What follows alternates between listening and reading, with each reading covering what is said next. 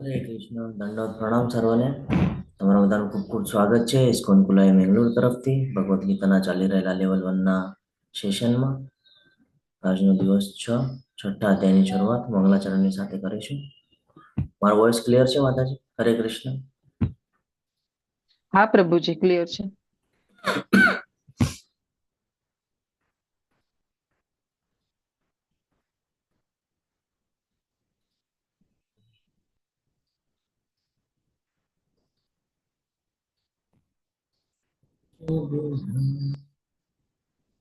જય માતા પૂજ્ય વિહાર. હરે કૃષ્ણ પ્રભુજી, દંડવત પ્રણામ. હરે કૃષ્ણ. દંડવત પ્રણામ પ્રભુજી. ખૂબ સ્વાગત છે. મંગલાચરણની સાથે આપણે શરૂઆત કરીશું. ઓમ અજ્ઞાનતિમિરાન્ધસ્ય જ્ઞાનાંજનશલાકયા ચક્ષુરુન્મિલિतं येन તસ્मै શ્રીગુરુવે નમઃ. શ્રીચૈતન્યમનોભીષ્ટં સ્થાપિतं येन भूतले स्वयं रूप कदा मह्यं ददाति स्वपदान्तिकम्. वन्देऽहं श्रीगुरु श्रीयुतपदकमलं श्रीगुरुन् वैष्णवांश्च श्रीरूपं साग्रजातं सगणरघुनाथान्वितं तं सजीवं साद्वैतं सावधूतं परिजनसहितं श्रीकृष्णचैतन्यदेवं श्रीराधान् कृष्णपादान् सगणललिता श्रीविशाखान्वितांश्च हे कृष्ण करुणा सिंधु दीनबंधो जगतपते गोपेश गोपिका कांत राधाकांत नमोस्तुते. तप्त कांचन गौरांगी श्री राधे वृंदावनेश्वरी वृषभानुसुते देवी प्रणमामि हरि प्रिये. वाञ्छाकल्पतरुभ्यश्च कृपा सिन्धुभ्य एव च पतितानां पावनेभ्यो वैष्णवेभ्यो नमो नमः. नमो ओम विष्णुपादाय कृष्णपृष्ठाय भूतले श्रीमते भक्तिवेदांत स्वामिनिति नामिने नमस्ते सारस्वते देवे गौरवाणी प्रचारिणे निर्विशेष शून्यवादी पाश्चात्यदेशतारिणे जय श्री कृष्ण चैतन्य प्रभु नित्यानंद श्री अद्वैत गदाधर श्रीवासादि गौर भक्त वृंद. हरे कृष्णा હરે हरे કૃષ્ણ कृष्णा કૃષ્ણ कृष्ण કૃષ્ણ કૃષ્ણ હરે હરે हरे હરે राम રામ हरे હરે राम राम રામ हरे રામ हरे. हरे कृष्ण હરે सर्वने. કૃષ્ણ પ્રભુજી, દંડવત પ્રણામ. दंडवत प्रभु जी प्रणाम. सादर प्रणाम। हरे कृष्ण और प्रभु जी, साधना दंडवत प्रभुजी। प्रणाम। हरे कृष्ण प्रभु जी दंडवत प्रणाम। हरे कृष्ण दंडवत प्रणाम. रोज मंगल કેમ કો સ્ટાફ हरे कृष्ण. કોઈને કોસ્ટ આપવાનું છે હજી? હા પ્રભુજી, આપજો ને. ઓકે.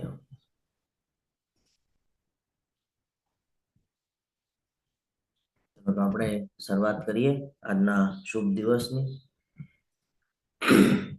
ગઈકાલનો અધ્યાય, પાંચમો અધ્યાય, શું શીખી ગયા આપણે પાંચમા અધ્યાયમાં? કોણ કહેશે? હરે કૃષ્ણ. જે આ યાદ આવે એ કહેવાનું છે. હરે કૃષ્ણ. શું જોઈ ગયા પાંચમા અધ્યાયમાં? કોઈને નથી યાદ? અચ્છા ચલો છેલ્લો શ્લોક કહી દો. ચલો લાસ્ટમાં શું શીખ્યા આપણે? હરે કૃષ્ણ. ભગવાને કઈક કીધું ને? કૃષ્ણ ભાવના કર્મ કરવાનું ભગવાનને ધ્યાનમાં રાખીને ભોક્તારમ યજ્ઞ તપસા સર્વલોક મહેશ્વરમ જોદમ સર્વભૂતાનામ જ્ઞાત્વા મામ શાંતિ ઉચ્યતે. શાંતિનું સૂત્ર કીધું આપણને ભગવાને. શું કીધું?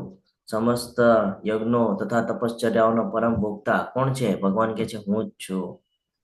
તમામ જેટલા પણ ગ્રહ છે, જેટલા પણ દેવી દેવતાઓ છે, આનો પરમેશ્વર પણ ભગવાન કે છે હું જ છું. અને જેટલા પણ જીવ છે, સમગ્ર જીવનો હું શુભેચ્છક હિત કરતા મિત્ર છું. એટલે ભગવાન આપણું હિતનું જોવે.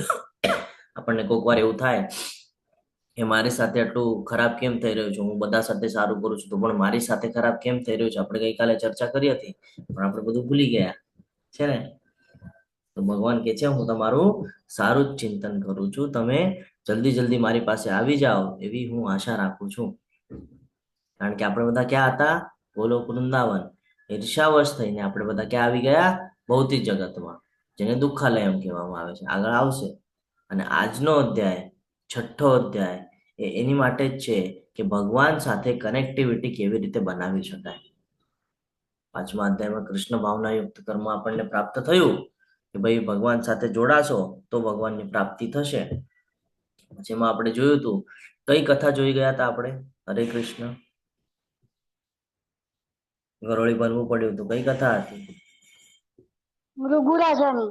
હા, તો એના પરથી શું ખબર પડી આપણને? કે આપણને લાગે કે આપણે દાન કરીએ છીએ, શ્રેષ્ઠમાં શ્રેષ્ઠ દાન કરીએ છીએ, પરંતુ એની પાછળ પણ આપણને બંધન લાગે છે.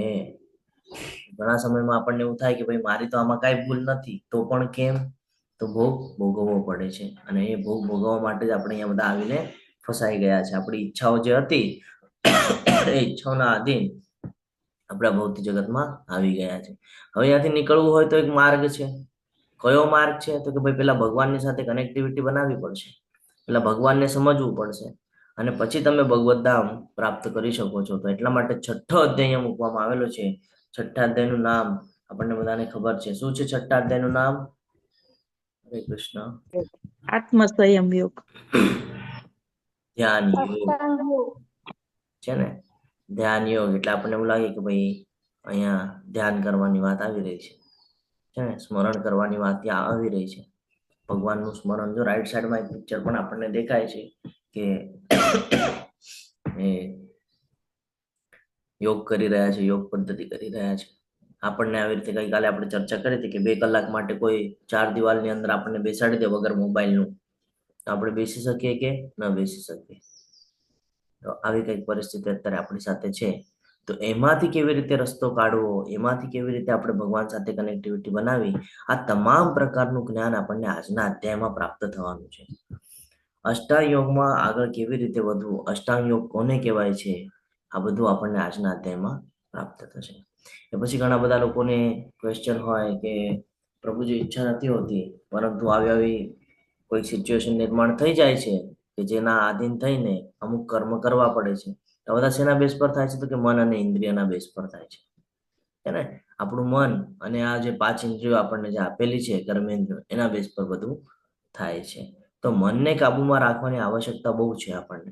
જ્યાં સુધી આપણે મનને કાબુમાં નહીં કરીએ ત્યાં સુધી આપણે સરળ જીવન જીવી શકવાના નથી. જ્યાં સુધી આપણે આ શક્તિ નહીં છોડીએ ત્યાં સુધી આપણે ભગવાન સાથે અટેચ થઈ શકવાના નથી. તો એને કેવી રીતે કરવું? તો એનું પણ જ્ઞાન આપણને આજના અધ્યાયમાં પ્રાપ્ત થશે. અસફળ યોગીનું ગંતવ્ય, કે આપણે ઘણા બધા એવા ઋષિઓ જોઈએ છે, ઘણા બધા એવા મહાત્માઓ જોઈએ છે જેના વિશે આપણે જાણીએ છીએ કે બહુ મહાન તપ કરતા હતા, છે ને, તો પણ એનું પતન કેમ થયું? ઘણા બધા છે એવા કે જેનું પતન થયું. હતા તો બહુ ભગવાનની ભક્તિ કરતા હતા, તો પણ પતન કેમ થયું? તો અસફળ યોગીનું ગંતવ્ય, કે અસફળ યોગીનું શું થાય છે? ફોર એક્ઝામ્પલ, અત્યારે આપણે ભગવાનની ભક્તિ કરતા હોય અને અમુક સમય પછી આપણે જો છોડી દઈએ તો શું એનું ફળ મળે છે? મળે છે તો કેવી રીતે મળે છે? શું થાય છે? તો એ અહીંયા આપણને જ્ઞાન પ્રાપ્ત થશે. અને લાસ્ટમાં છે ભક્તિ યોગીને સર્વોચ્ચ યોગી કહેવામાં આવેલું છે. ભક્તિ યોગ એ સૌથી સર્વોચ્ચ છે, સૌથી ટોપ ઉપર છે. શું કામ એને ટોપ ઉપર કહેવામાં આવ્યો છે? એનું સવિસ્તર જ્ઞાન આપણે આજના અધ્યાય દ્વારા પ્રાપ્ત કરવાના છીએ. યોગનો અર્થ શું થાય? યોગ એટલે શું? હરે કૃષ્ણ. કોણ કહેશે? નવા પાર્ટિસિપેન્ટ. યોગ એટલે શું? જોડાણ. યોગ આત્માનું પરમાત્મા સાથે જોડાણ. હા, આત્માનું પરમાત્મા સાથેનું જોડાણ. પરંતુ આપણે યોગ એટલે શું સમજીએ છીએ? કે ભાઈ ચલો સવાર પડી, હવે આપણે જીમમાં જવાનું છે અને વ્યાયામ કરવાનો છે, કાં તો પછી જોગિંગ કરવાનું છે, બહાર જવાનું છે, ટ્રેકિંગ ઉપર ટ્રેકિંગ કરવાનું. આ બધું આપણે યોગમાં સમજીએ છીએ. તો એ થયું શરીર માટે. જ્યારે કે ભગવદ્ ગીતામાં ઓલરેડી કહેવામાં આવેલું છે કે શરીરને તમે કેવી રીતે તંદુરસ્ત રાખી શકો, કેવો આહાર ગ્રહણ કરશો તો તમારું શરીર સ્વસ્થ રહેશે, છે ને. એની માટે આપણે કહીએ ને કે જીમમાં જવાની જરૂરત નથી. અહીંયા યોગનો અર્થ થાય છે જોડાણ. અહીંયા ઘણા બધા યોગ આપણને બતાડવામાં આવે છે, જે અત્યારે આપણે આપણા આ ભૌતિક જગતની અંદર અલગ અલગ સિટીની અંદર, અલગ અલગ સ્ટેટની અંદર, અલગ અલગ દેશની અંદર આપણે આ બધું જોઈએ છીએ. તો અહીંયા યોગ પદ્ધતિઓ બતાડી છે, જે ભૌતિક જગત સાથે રિલેટેડ છે. એ બધી યોગ પદ્ધતિઓ અહીંયા જોવા મળે છે. આનાથી શું થશે? ચલો, અહીંયા અલગ અલગ પ્રકારના યોગ બતાડેલા છે, વ્યાયામ બતાડેલા છે. ચેર યોગા, ડાન્સિંગ યોગા, કિડ્સન યોગા છે ને, અલગ અલગ યોગાઓ અહીંયા આપણને નજરે ચડે છે. શું થશે આ બધી યોગા કરશો તો? હરે કૃષ્ણ. કોણ જવાબ આપશે કે આવી રીતે યોગા કરશે તો એનો શું લાભ થવાનો છે અને કેટલો થવાનો છે? નથી ખબર. જો આ તમામ પ્રકારના જેટલા પણ યોગા અહીંયા બતાડેલા છે ને, આ ખાલી અહીંયા ભૌતિક જગત પૂરતા મર્યાદિત છે. કારણ કે આપણને બીજા અધ્યાયમાં જ્ઞાન આપેલું હતું. શું જ્ઞાન આપેલું હતું? કે ભાઈ જળની આત્માની નિશ્ચિત થવાની છે, પંચતત્વના શરીરની નથી થવાની. તો આપણે કોન્સન્ટ્રેટ ક્યાં રાખવાનું છે? કે ભાઈ આત્માના જર્ની ઉપર કોન્સન્ટ્રેટ કરવાનું છે. આપણે આજે વ્યાયામ કરશું, આપણે આપણો જે સમય છે સવારનો, જે બ્રહ્મ મુહૂર્તનો સમય છે, એ આપણે જો ભગવાન પ્રતિનો ઓલું કરતા જો આપણે આ બધામાં લગાડશું સમય, તો એનાથી શું થશે? શરીર સ્વસ્થ રહેશે. પણ એક સમય આવશે જ્યારે શરીર નષ્ટ થઈ જશે. સમજી રહ્યા છો? એક સમય આવશે જ્યારે આ શરીર નષ્ટ થઈ જશે. એટલે આનું એન્ડ પોઈન્ટ નિશ્ચિત છે. જ્યારે કે ભગવાન સાથેનું જે જોડાણ કરશો તો એ નષ્ટ થવાનું નથી. એનો લાભ તમને મળવાનો જ છે. પથે પથે પ્રગતિ કરાવશે. તો બે અલગ અલગ ડિફરન્ટ પાર્ટ છે. આને સમજવું એટલું જ જરૂરી છે કે તમે પંચતત્વને મહત્વ આપો છો. આપણે શું કરીએ છીએ કે સ્નાન કરીએ, ખૂબ સુંદર દેખાય એની માટે આપણે અલગ અલગ બધા ક્રીમ ને બધું વાપરતા હોઈએ છીએ. અલગ અલગ કહે ને કે જે ભૌતિક જગતમાં સાધન સંસાધન આપણને પ્રાપ્ત થાય છે, એ બધા આપણે વાપરીને સારું દેખાવાનો પ્રયત્ન કરતા હોઈએ છીએ. પણ શું થાય છે અંતે? ક્યાં સુધી સારા દેખાય છે? તો કે એક લિમિટ છે એને પણ. 30, 40, 50, 60, બહુ તો 50 વર્ષ પછી તો કે સ્કિન ખરાબ થવા માંડે, સ્કિન નબળી પડવા માંડે, ખરાબ થવા માંડે. પછી ત્યારે તો કે ત્યારે કાંઈ નહીં, પછી આખું લુક બદલાઈ ગયો. તો મજા કેટલા વર્ષની? તો કે 10-20 વર્ષની. એના પછી તો કે ભાઈ હવે નથી સારા દેખાતા, પેલા બહુ સારા દેખાતા હતા, હવે નથી દેખાતા. છે ને, ટેમ્પરરી સુખ છે. અને આ જ દુઃખનું કારણ થાય છે. આ જ દુઃખનું કારણ થાય છે. અત્યારે તમને લાગે કે ભાઈ હું મારા વાળ સરસ કરાવી લઉં, મારી સ્કિન સરસ કરાવી લઉં, અને તમે એની પાછળ અલગ અલગ ક્રીમ ને બધું યુઝ કરો, અને પછી સમય જતા આપણને ખબર પડે કે ભાઈ સ્કિન માટે આ જ હાનિકારક હતું. તો આ સમજવું પડશે આપણને કે આપણે કયા માર્ગે જવાનું છે અને આપણે કયા માર્ગ પર ચાલી રહ્યા છીએ. તો સાચી યોગ પદ્ધતિ એટલે કે અષ્ટાંગ યોગ, 8 અંગનો યોગ. અલગ અલગ પદ્ધતિઓ છે, એ પદ્ધતિઓ આજે આપણે સમજવાનો પ્રયત્ન કરશું. શ્રી ભગવાન વાચ અનાશ્રિત કર્મ ફલમ કાર્યમ કર્મ કરોતિ યઃ સ સંન્યાસી ચ યોગી ચ ન નિરગ્ર નિચાક્રિય. પૂર્ણ પુરુષોત્તમ પરમેશ્વર બોલ્યા, જે મનુષ્યો પોતાના કર્મના ફળ પ્રતિ અનાસક્ત છે અને જે પોતાના કર્તવ્ય અનુસાર કર્મ કરે છે તે સંન્યાસી છે, તથા તે સાચો યોગી પણ કહેવાય છે. એ નહીં કે જે અગ્નિ પ્રગટાવતો નથી અથવા તો કર્તવ્ય કર્મ કરતો નથી. અહીંયા શું કીધું છે? સાચો યોગી અથવા તો સંન્યાસી. કોને કીધું છે? તો કે છે જે મનુષ્યો પોતાના કર્મના ફળ પ્રતિ અનાસક્ત છે, ફળની આશા રાખીને કર્મ કરતો નથી, એમાં આસક્તિ રાખતો નથી એ. અને બીજું તો કે પોતાના કર્તવ્ય અનુસાર કર્મ કરે છે. કર્તવ્ય, આપણા બધાનું કર્તવ્ય આપણે જોઈ ગયા. શું કર્તવ્ય છે આપણું? હરે કૃષ્ણ. આપણે ભૌતિક જગતમાં આવી ગયા છે તો આપણું કર્તવ્ય શું છે? અહીંયાથી બહાર નીકળવાનું કર્તવ્ય છે આપણું. છે ને, બહાર નીકળવું પડે. તો બહાર નીકળવા માટે આપણું પ્રથમ કર્તવ્ય શું છે? નિષ્કામ ભાવે કર્મ કરવું એ હરે કૃષ્ણ. અને હજી ભગવાનના સંતરમાં રાખીને કર્મ કરવું. જો આપણને છે ને આ ફરીથી બધું સમજવું પડશે. થાય છે એવું કે આપણને સમજાય છે પણ આપણે જીવનમાં ઉતારી નથી શકતા ને, એટલે આપણને રિઝલ્ટ નથી મળતા. આજનો આખો અધ્યાય છે ને આ રિઝલ્ટ ઉપર છે કે તમે કેવી રીતે કરશો તો તમને શું રિઝલ્ટ મળશે ને, એ અધ્યાય છે આ. આપણું કર્તવ્ય એ છે કે આપણે અહીંયા ફસાઈ ગયા છે. આપણે કાલે જ વાત કરી કે આપણે મહેમાન છીએ અહીંયા. તો મહેમાને નિયમમાં રહેવું હોય, આપણે કોઈના ઘરે જઈએ તો આપણે આપણા ઘરે જેવી રીતે આપણે રહીએ છીએ એવી રીતે ન રહીએ. આપણે મહેમાન તરીકે ત્યાં ગયા છે તો મહેમાન તરીકે રહીએ, છે ને. અમુક નિયમોની અંદર રહીએ, લિમિટેશન આવી જાય આપણને. તો એવું જ લિમિટેશન આપણે અહીંયા પાળવાની જરૂરત છે. આપણે એકદમ બેછૂટપણે બાકીના જે પશુ પ્રાણીઓ છે એ પ્રમાણે ઇન્દ્રિય તૃપ્તિની પાછળ લાગી ગયા છે, પણ એ આપણું કર્તવ્ય નથી. આપણું કર્તવ્ય છે અહીંયાથી બહાર નીકળવાનું, ભગવત ધામ જવાનું. એ આપણું હોમટાઉન છે. અને ત્યાં જવા માટે આપણને શું કરવું પડશે? તો કે ભાઈ સૌથી પહેલી વાત તો આજે બહુ આસક્તિ થઈ ગઈ છે ને ભૌતિક જગતમાં. આજે બધા આપ્ત સ્વકીય જે પોતાના લોકોમાં જે આસક્તિ થઈ ગઈ છે, મારું મારું મને જોઈએ, આજે થઈ ગયું છે. આનાથી પહેલા બહાર નીકળવું પડશે.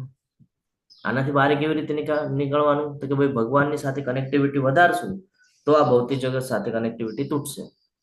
कुछ पाने के लिए कुछ खोना पड़ता है. तो जो તમારે ભગવત પ્રાપ્તિ કરવાની ઈચ્છા હોય, આ દુખાલયમાંથી નીકળવાની ઈચ્છા હોય, તો જ આપણે અહીંયા ભગવાનના ભક્તિમાં દ્રઢ થઈ શકીએ.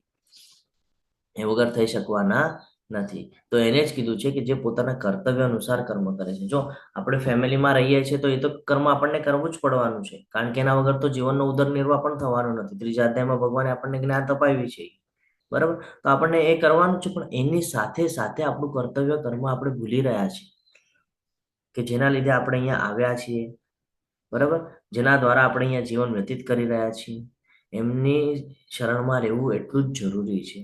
ફોર એક્ઝામ્પલ, આપણે એક એક્ઝામ્પલ સાથે સમજીએ પછી આગળ વધશું. જ્યાં સુધી તમારા ઘરમાં કોઈ વડીલ હોય, કોઈ મોટા ધાર્યા હોય, મોટો ભાઈ, મોટી બેન, અથવા તો વડીલ હોય કોઈ મમ્મી પપ્પા, દાદા દાદી, નાના નાના, ત્યાં સુધી તમે એકદમ રિલેક્સ હો ને, એકદમ રિલેક્સ હો. કેમ? ખબર છે ભાઈ બેકિંગમાં કોક ને કોક છે, ચિંતા કરવાની જરૂરત નથી. આની જગ્યાએ તમે એકલા હો તો કોઈ બી સિચ્યુએશન આવે ને તો તમે ડગમગી જાઓ. કેમ? ખબર છે ભાઈ મારે જ સંભાળવાની છે. સમજાઈ રહ્યું છે? તો એવી જ રીતે તમારે પણ અહીંયાથી બહાર નીકળવા માટે તમને બેકિંગની જરૂરત પડશે. તમે એકલા નહીં નીકળી શકો. એની માટે કોઈક જોઈશે જે તમારો હાથ પકડીને તમને બહાર કાઢે કે ભાઈ તું દલદલમાં ફસાત ને, લાવ. પણ એની માટે તમારે અવાજ તો આપવો પડશે ને કે મારે આવવાની ઈચ્છા છે, મને અહીંયાથી બહાર કાઢો. જ્યારે કોઈ બાળક માતાના ગર્ભમાં હોય છે તો એ જ્યારે જન્મ લે છે તો શું કામ રડે છે? એટલા માટે રડે છે. તમે ગરુડ પુરાણ વાંચજો તો તમને ખબર પડશે શું કામ રડે છે. કે ભાઈ એને પાછલા જન્મનું થોડું થોડું યાદ છે, એ રડાવીને ભૂલાવી રહ્યા છે બધું. ભાઈ પાછું ભૌતિક જગતમાં આવી ગયો છે ને, પાછો દુઃખાલયમાં આવી ગયો, મારે અહીંયા નહોતું આવું અને પાછો હું અહીંયા આવી ગયો. તો એવી જ રીતે આપણે આ દુઃખાલયમાં છે, અહીંયાથી નીકળવું છે, તો એની માટે આપણને સપોર્ટની જરૂર પડશે. અને કયા સપોર્ટની જરૂર પડશે? તો કે ભગવાનના સપોર્ટની જરૂર પડશે. ક્યારે મળશે? તો કે જ્યાં સુધી આપણે ભગવાનના શરણમાં નહીં જઈએ ને ત્યાં સુધી નહીં. ભગવાન કહે છે ને કે તારી ઈચ્છા છે જાણવાની તો હું તને બધું બતાડીશ, તારી ઈચ્છા નથી તો મને પણ નથી બતાડવું તને. એટલે તો ખાલી અર્જુનજીને બધું બતાડ્યું, બીજા બધાને જ્ઞાન છે કે નથી? ખાલી અર્જુનજીને ખબર છે બધું. બધા દર્શન કરાવી દીધા, બાકી દેવી દેવતાઓ પણ તરસી રહ્યા હતા. એવા બધા દર્શનો કરવા મળ્યા અર્જુનજીને. કેમ? અર્જુનજી શરણમાં ગયા. આપણા માટે પણ સેમ એવું જ લાગુ થાય છે. જ્યાં સુધી આપણે ભગવાનનું શરણ સ્વીકારતા નથી ત્યાં સુધી ભગવાન બતાડતા નથી કે હું તને બચાવીશ. આગળ કે છે મનુષ્ય પોતાના મનની સહાયતાથી પોતાનો ઉદ્ધાર કરવો જોઈએ અને પોતાનું પતન થવા દેવું ન જોઈએ. આ મન બદ્ધ જીવનનું મિત્ર પણ છે અને શત્રુ પણ છે. અહીંયા વાત થઈ રહી છે મનની. બધા પ્રોબ્લેમ ક્યાંથી ક્રિએટ થાય છે? તો કે ભાઈ મનથી જ ક્રિએટ થાય છે. જ્યારે મન આપણા કંટ્રોલમાં હોય ને તો એ આપણો મિત્ર છે, પણ જો આપણે મનના કંટ્રોલમાં હોય ને તો એ આપણો શત્રુ છે. કારણ કે મન શું કરે છે? મન આપણા બુદ્ધિને પ્રેરિત કરે છે કે એકાદી ઇન્દ્રિય કાંઈ જોઈ જાય તો એ બુદ્ધિને પ્રેરિત કરે છે કે મને સામેવાળી વસ્તુ જોઈએ છે. હવે વસ્તુ જોઈએ છે એની માટે સતત ચિંતન કરે છે. પછી એની આસક્તિ કરે છે. આસક્તિ થયા પછી કાં તો એને પામી લે છે એના કેના પ્રકારે, અને પામી નથી શકતો તો ક્રોધ ઉત્પન્ન થાય છે. પછી ક્રોધાત ભવતી સમોહા સ્મૃતિ વિભ્રમ સ્મૃતિ પ્રંશત બુદ્ધિનાશ અને બુદ્ધિનાશ પ્રણશ્યતિ. ત્યાં પણ પતન નિશ્ચિત છે. એટલા માટે અહીંયા આપણને ખૂબ સરસ રીતે સમજાય છે કે મન ઉપર કંટ્રોલ કરો. જ્યાં સુધી તમે મન ઉપર કંટ્રોલ નહીં કરો ત્યાં સુધી તમે જીવનમાં સક્સેસ થઈ શકશો નહીં. એટલા માટે અહીંયા વાત થઈ રહી છે મનની. તો તો મનુષ્ય શું કરવું જોઈએ?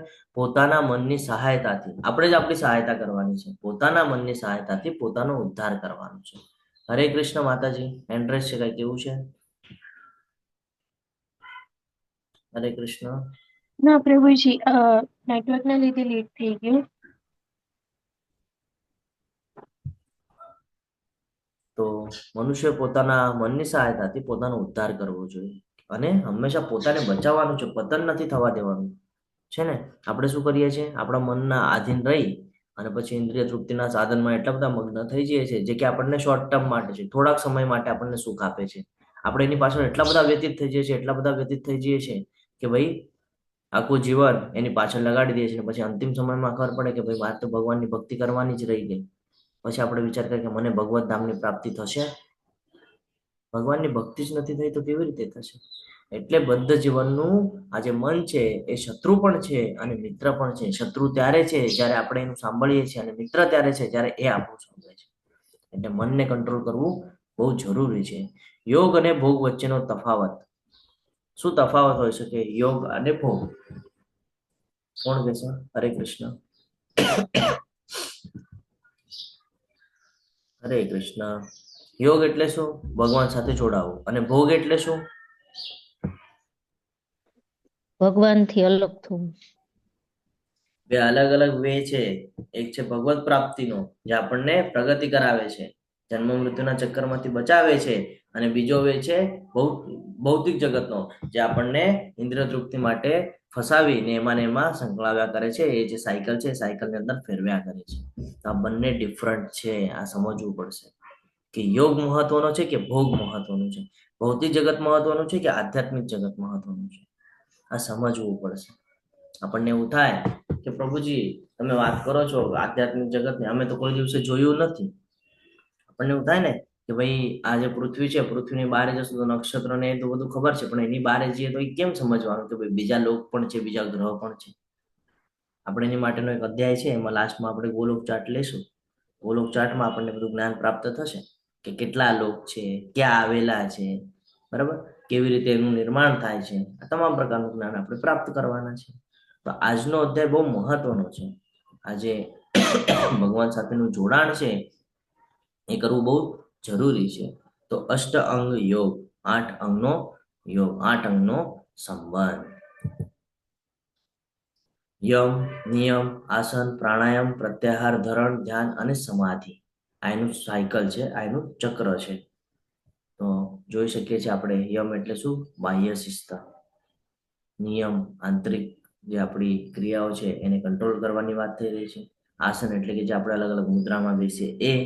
પ્રાણાયામ એને કહેવાય છે આપણે લોમ વિલોમ એટલે કે શ્વાસ અંદર અને બહાર લેવાની જે આપણી પ્રક્રિયા છે એને કહેવાય છે.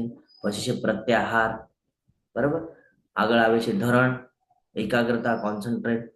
ધ્યાન, ધ્યાન પણ કેવી રીતે કરવાનું છે એ ખબર પડશે. અને લાસ્ટમાં આવે છે સમાધિ. હવે આપણને એવું થાય કે પ્રભુજી તમે આ બધું કહો છો, આ બધું એવું લાગે છે કે ભાઈ ઓલું સંન્યાસ બિન્યાસ લઈને જઈએ ને, આ બધું એવું લાગી રહ્યું છે તમે કહેશો. એવું જ કંઈક છે. સમજીએ પેલા છે શું છે ને. છઠ્ઠા અધ્યાયના 10મા શ્લોકમાં શું કહેવામાં આવેલું છે એ આપણે જોઈએ. એકાંત સ્થળે જઈને એકલા રહેવાની વાત થઈ રહી છે કે બધું છોડી ને એકાંત સ્થળે જવાનું છે. અને ત્યાં જઈને શું કરવાનું છે? તો કે મનને ધ્યાનપૂર્વક નિયંત્રિત કરવું જોઈએ. એટલે કે એવી જગ્યાએ જવાનું છે જ્યાં આજુબાજુ કોઈ છે નહીં, અને પછી મનને નિયંત્રિત કરવાનું છે કે શાંત થવું જોઈએ મન. હરે કૃષ્ણ.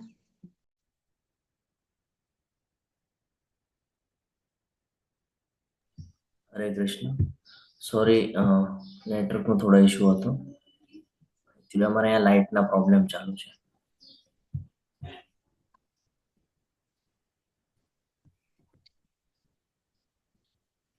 સ્લાઇડ વિઝિબલ છે?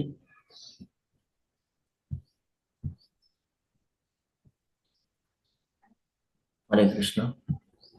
હા પ્રભુજી. ઓકે, તો આપણે વાત કરી રહ્યા હતા યમ ધ્યાનની, બરાબર. ધ્યાન કેવી રીતે કેન્દ્રિત કરવાનું છે? તો કે એકાંત સ્થળે જવાનું છે, એટલે કે જંગલ જેવું હોય ને કાંઈ, જ્યાં આજુબાજુ કોઈ જ ન હોય એવા સ્થળે જઈને મનને ધ્યાનપૂર્વક નિયંત્રિત કરવાની વાત થઈ રહી છે કે મન ઉપર કંટ્રોલ કરવાનો. એટલે હમણાં જ આપણે જે ચર્ચા કરતા હતા કઈ કેવું કે એકલું જવાનું છે અને ત્યાં બેસી અને કોઈ વિચાર ના આવવા જોઈએ મનમાં. હરે કૃષ્ણ.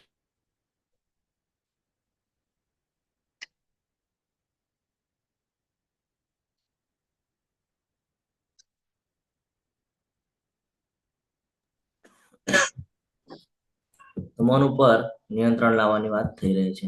પછી તો કે નિયમ, અલગ અલગ નિયમ મહત્વના છે જીવનમાં. આપણે પણ જયારે જીવન વ્યતીત કરીએ છીએ તો આપણે માટે પણ ઘણા બધા નિયમો લાગુ થાય છે, પણ આપણે એને ફોલો કરતા નથી.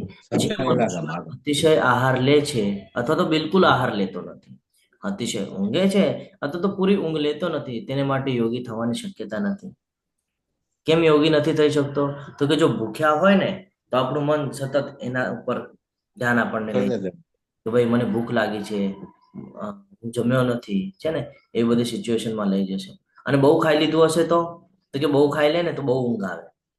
એટલે આ વાત થાય છે ન્યુટ્રલ રહેવાની, સમાન રહેવાની. શું કે બહુ પણ નહીં અને એકદમ ઓછું પણ નહીં, લિમિટેડ. જેટલી જરૂરત છે એટલું જ. આ જ આપણું જીવન છે. આજ નથી સમજાતું આપણને કે આપણે જીવનમાં શું કરીએ છીએ. એક તો કઈ જ નથી કરતા અથવા તો કરે છે તો એટલું બધું કરી દે છે કે આખા ભૌતિક જગતમાં એટલા બધા સંકળાઈ જઈએ છીએ કે કોઈ દિવસે આપણે એમાંથી બહાર નીકળી શકતા નથી. એટલે ભગવાન આપણને અહીંયાથી એ શીખવાડે છે કે ભૌતિક જગતની અંદર પણ બધું લિમિટમાં થવું જોઈએ. તમે લિમિટ ક્રોસ કરશો તો તકલીફ તમને જ થવાની છે. એટલા માટે તો નિયમ બનાવવામાં આવેલા છે. તો કે નિયમ પણ બહુ મહત્વના છે. મનુષ્યએ આહાર, વિહાર, નિંદ્રા અને કાર્ય કરવાની આદતોમાં નિયમિત રહેવું જોઈએ. લિમિટેશન હોવી જોઈએ બધી બાબતમાં.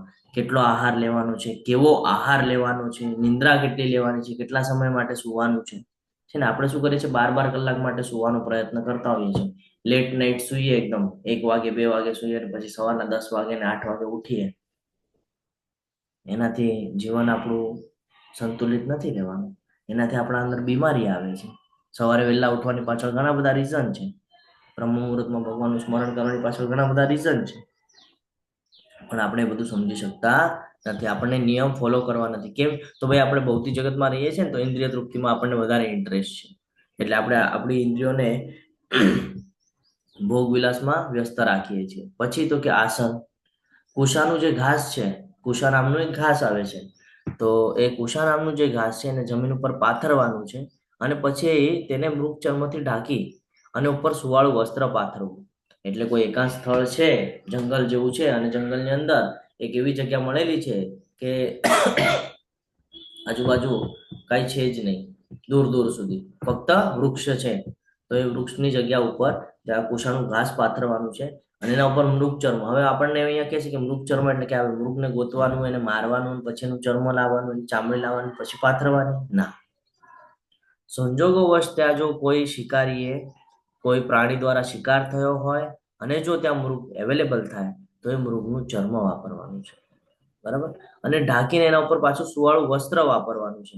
આસન કેવું રાખવાનું છે? તો કે બહુ નીચું પણ ન હોવું જોઈએ અને બહુ ઊંચું પણ ન હોવું જોઈએ. એવી રીતે એની વ્યવસ્થા રાખવાની છે કે જે નાના નાના જીવજંતુઓ છે એ પણ ડિસ્ટર્બ ન કરે, અને એટલું બધું ઊંચું પણ નથી રાખવાનું કે આપણે એની સાથે અટેચ ન થઈ શકીએ જમીન સાથે, બરાબર.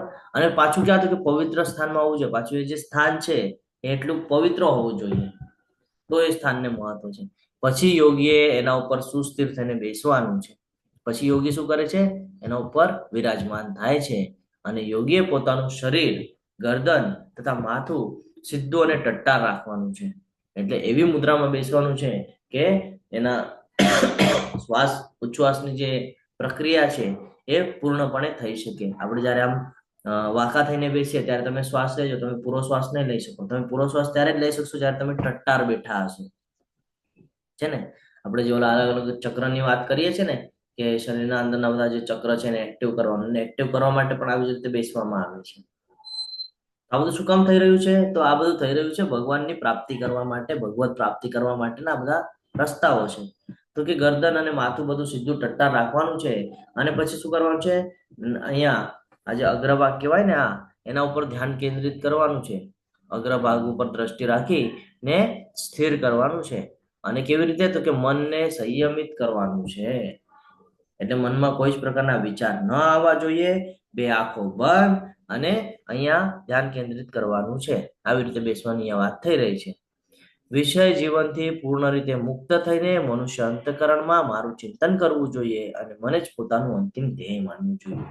ભૌતિક જગતના જે કાંઈ પણ સંસાધનો છે એને ભૂલી અને આજુબાજુના પશુઓના ભયથી મુક્ત થઈને, કારણ કે જંગલમાં બેઠા છે તો પશુ પ્રાણી તો આવવાના જ છે, તો એનાથી ડરવાનું નથી. મનમાં કોઈ પ્રકારના વિચાર ના આવવા જોઈએ. મન એકદમ શાંત હોવું જોઈએ અને શાંત મન શાંત ચિત્તની સાથે ટટ્ટાર બેસી કુશાના ઘાસ ઉપર અને અંતઃકરણની અંદર ભગવાનનું સ્મરણ કરવું જોઈએ, ભગવાનનું ચિંતન કરવું જોઈએ. શું એટલાથી ભગવાન પ્રાપ્ત થઈ જશે? તો કે ના, આ તો હજી તબક્કાઓ છે, હજી તબક્કાઓ બાકી છે. પછી તો કે પછી આવે છે પ્રાણાયામ, એટલે લોમ વિલોમની જે પ્રક્રિયા છે, શ્વાસ અંદર લેવો અને બહાર લેવો, એની પ્રક્રિયાની વાત થાય છે. તો કે સર્વ બાહ્ય ઇન્દ્રિય વિષયોને બહાર કરીને દ્રષ્ટિને બે ભ્રમરોની વચ્ચે કેન્દ્રિત કરીને શ્વાસ તથા ઉચ્છ્વાસને નસકોરાની અંદર રોકીને અને એ રીતે મન, બુદ્ધિ તથા ઇન્દ્રિયોને વશમાં રાખીને મોક્ષ પ્રતિ લક્ષ્ય રાખનાર યોગી ઈચ્છા, ભય તથા ક્રોધથી રહિત થઈ જાય છે. આવી અવસ્થામાં સતત રહેનારો યોગી નિસંદેહ મુક્ત હોય છે. શેનાથી મુક્ત થાય છે? તો કે ભાઈ ભૌતિક જગતથી મુક્તિ ત્યારે એને મળે છે, મુક્તિ ઇન સેન્સ કે ડિટેચમેન્ટ. હજી ભગવત ધામની પ્રાપ્તિ નથી થઈ. હજી ખાલી શું થયું છે કે ભૌતિક જગત સાથેનું જે સંકળામણ હતું, એમાંની જે આસક્તિ હતી, એ આસક્તિ છૂટી છે. ક્યારે? જ્યારે સર્વ બાહ્ય ઇન્દ્રિય વિષયોને બહાર કરીને, ઇન્દ્રિય તૃપ્તિ, ભોગ વિલાસ બધું બારે છોડીને. આપણે તો થોડાક સમય માટે કંઈક જઈને બેસે તો આપણને ઘરની યાદ આવે, ફેમિલીની યાદ આવે, આપતો સૌખ્ય, ફ્રેન્ડ સર્કલની યાદ આવે છે ને. અહીંયા એ જ કહે છે કે બધું ભૂલી જવું પડશે, કે મારું કોઈ જ નથી, હું એકલો જ છું, હું અને મારા ભગવાન, હવે બીજું વચ્ચે કોઈ જ નહીં. અને દ્રષ્ટિ બંધ કરી લેવાની છે. હું આંખ ખુલ્લી રાખીશ તો મને વિચાર આવશે, એટલે મારે આંખ બંધ કરી દેવાની છે કે મને કોઈ ભૌતિક જગતના વિચારો આવવા જોઈએ નહીં. કારણ કે આપણી જે ઇન્દ્રિયો છે એ કંઈક જોઈ જાય છે, વિષયો ઉપર કેન્દ્રિત થાય છે અને પછી મનન ચાલુ કરે છે. એટલે જે આપણે જોઈએ છે એના પર ચિંતન ચાલુ થાય છે આપણું. એટલે આંખ બંધ કરી દેવાની છે કે ચિંતન ન થાય કોઈ ભૌતિક જગતના સંસાધનોનું. અને પછી શ્વાસ અને ઉચ્છ્વાસની જે આપણી પ્રક્રિયા છે એને એવી રીતે મેન્ટેન કરવાની છે કે જેનાથી આપણું મન એકદમ લક્ષ્ય કેન્દ્રિત કરીને ભગવાનનું સ્મરણ કરી શકે. જ્યારે એને આપણે કેન્દ્રિત કરીએ છીએ તો શું થાય છે? બુદ્ધિ તથા ઇન્દ્રિયોને વશમાં કરી શકાય છે. ત્યારે આપણી બુદ્ધિ, આપણી જે બધી ઇન્દ્રિયો છે, આ ઇન્દ્રિયો ત્યારે વશમાં થાય છે. અને પછી લક્ષ્ય શું રાખવાનું છે? તો કે મોક્ષ. મોક્ષ એટલે શું? તો કે આ ભૌતિક જગતને છોડી ભગવાન સાથે જોડાવાનું છે. જોડાવાનું છે કે શું? કે ભગવાનનું જે ધામ છે, પરમ ધામ છે, ત્યાં જવાની અહીંયા વાત થઈ રહી છે. ઘણા બધા નિર્વિશેષ બ્રહ્મની ઉપાસના કરે છે, એ લોકો પણ અષ્ટાંગ યોગ કરે છે. ઘણા બધા સાધુ સંતો તમે જોતા હશો, જંગલમાં વયા જાય છે, અઘોરી જેવી સાધનાઓ કરતા હોય ને જંગલમાં. શું એ લોકો ભગવત પ્રાપ્તિ કરી શકશે? નહીં કરી શકે. કેમ? તો કે એ લોકો પણ ઇન્દ્રિય વિષયો ઉપર જ છે. હજી ખાલી ગયા છે, પ્રેક્ટિસ કરવા ગયા છે, પણ થઈ શકતું નથી. કારણ કે અત્યારે ચાલી રહ્યું છે કલિયુગ. અને આવી અવસ્થામાં સતત રહેનાર યોગી ત્યારે મુક્ત થાય છે જ્યારે એકાંતમાં જઈને આટલી બધી પ્રક્રિયા કરે. હવે અહીંયા તો કે અહીંયા બી હજી પૂરું નથી થતું, હજી આગળ છે. શું? તો કે આ પ્રમાણે શરીર, મન તથા કર્મમાં હર હંમેશ સંયમનો અભ્યાસ કરતો સંયમિત મનવાળો યોગી આ ભૌતિક અસ્તિત્વ સમાપ્ત થઈ ભગવત પ્રાપ્તિ ત્યારે કૃષ્ણ લોકને પ્રાપ્ત કરે છે. ક્યારે? તો કે જ્યારે એ બધું અટેચમેન્ટ છોડી દેશે આ ભૌતિક જગત સાથેનું, અને એનું શરીર, એનું મન, એનું કર્મ, આ બધું કંટ્રોલમાં આવ્યા પછી જ્યારે એ મારું સ્મરણ કરશે ત્યારે એને એવી સિચ્યુએશનમાં હું લાવીશ કે મને પ્રાપ્ત કરી શકે. જ્યારે યોગી યોગાભ્યાસ દ્વારા પોતાના માનસિક કાર્યોને સંયમિત કરી લે છે અને અધ્યાત્મમાં સ્થિત થઈ જાય છે, અર્થાત સર્વ ભૌતિક ઈચ્છાઓથી રહિત થઈ જાય છે ને, ત્યારે તે યોગીમાં સુસ્થિર થયેલો કહેવાય છે. ત્યારે એની કહીને આપણે કે પ્રથમ સીડી થાય છે. ભાઈ પહેલા સીડી ઉપર હું પહોંચી ગયો કે ભાઈ ભૌતિક જગતને મેં છોડી દીધું, હવે હું પ્રગતિ કરીશ આધ્યાત્મિક જગત ઉપર. ક્યારે? તો કે આટલું બધું કર્યા પછી. અને લાસ્ટમાં પછી મળે છે ધ્યાન. જેવી રીતે વાયુ રહિત સ્થાનમાં દીવો અસ્થિર થતો નથી, તેવી જ રીતે યોગીનું મન પણ વશમાં હોય છે, તે દિવ્ય આત્માના ધ્યાનમાં સદા સ્થિત રહે છે. ત્યારે પછી એવી સિચ્યુએશનમાં આવે છે કે એને ભૌતિક જગત સાથે કોઈ લેવા દેવા હોતા નથી. એ ભૂલી જાય છે આખા ભૌતિક જગતને, રહે છે ભૌતિક જગતમાં જ, ત્યાં જ કરી રહ્યા છે યોગ, પણ યાદ નથી ભૌતિક જગતનું. ભાઈ શું યાદ છે? કન્ટિન્યુઅસ ભગવાનનું સ્મરણ છે. અને ત્યારે એ ભગવત પ્રાપ્તિ પ્રાપ્ત કરી શકે છે. અને જે ઓલા 6 ચક્રની એક્ટિવ કરવાની વાત કરે છે ને, એ ત્યારે પોસિબલ થાય છે. એ વગર તમે કેટલો પણ પ્રયત્ન કરી લો, તમારા ચક્ર એક્ટિવેટ થવાના નથી. કેમ? તો કે ભાઈ તમારી જે માનસિક સ્થિતિ છે ને, એ આ ભૌતિક જગત સાથે એટલી બધી અટેચ છે કે તમે એને છોડી જ શકતા નથી. અને અત્યારે ચાલી બી શું રહ્યું છે? તો કે ભાઈ કલયુગ ચાલી રહ્યું છે. આગળ વધીએ. પછી સમાધિ. જે સમાધિ કહેવામાં આવે છે, એ પૂર્ણ અવસ્થામાં મનુષ્યનું મન યોગા અભ્યાસ દ્વારા ભૌતિક માનસિક ક્રિયાઓથી પૂરેપૂરું સંયમિત થઈ જાય છે.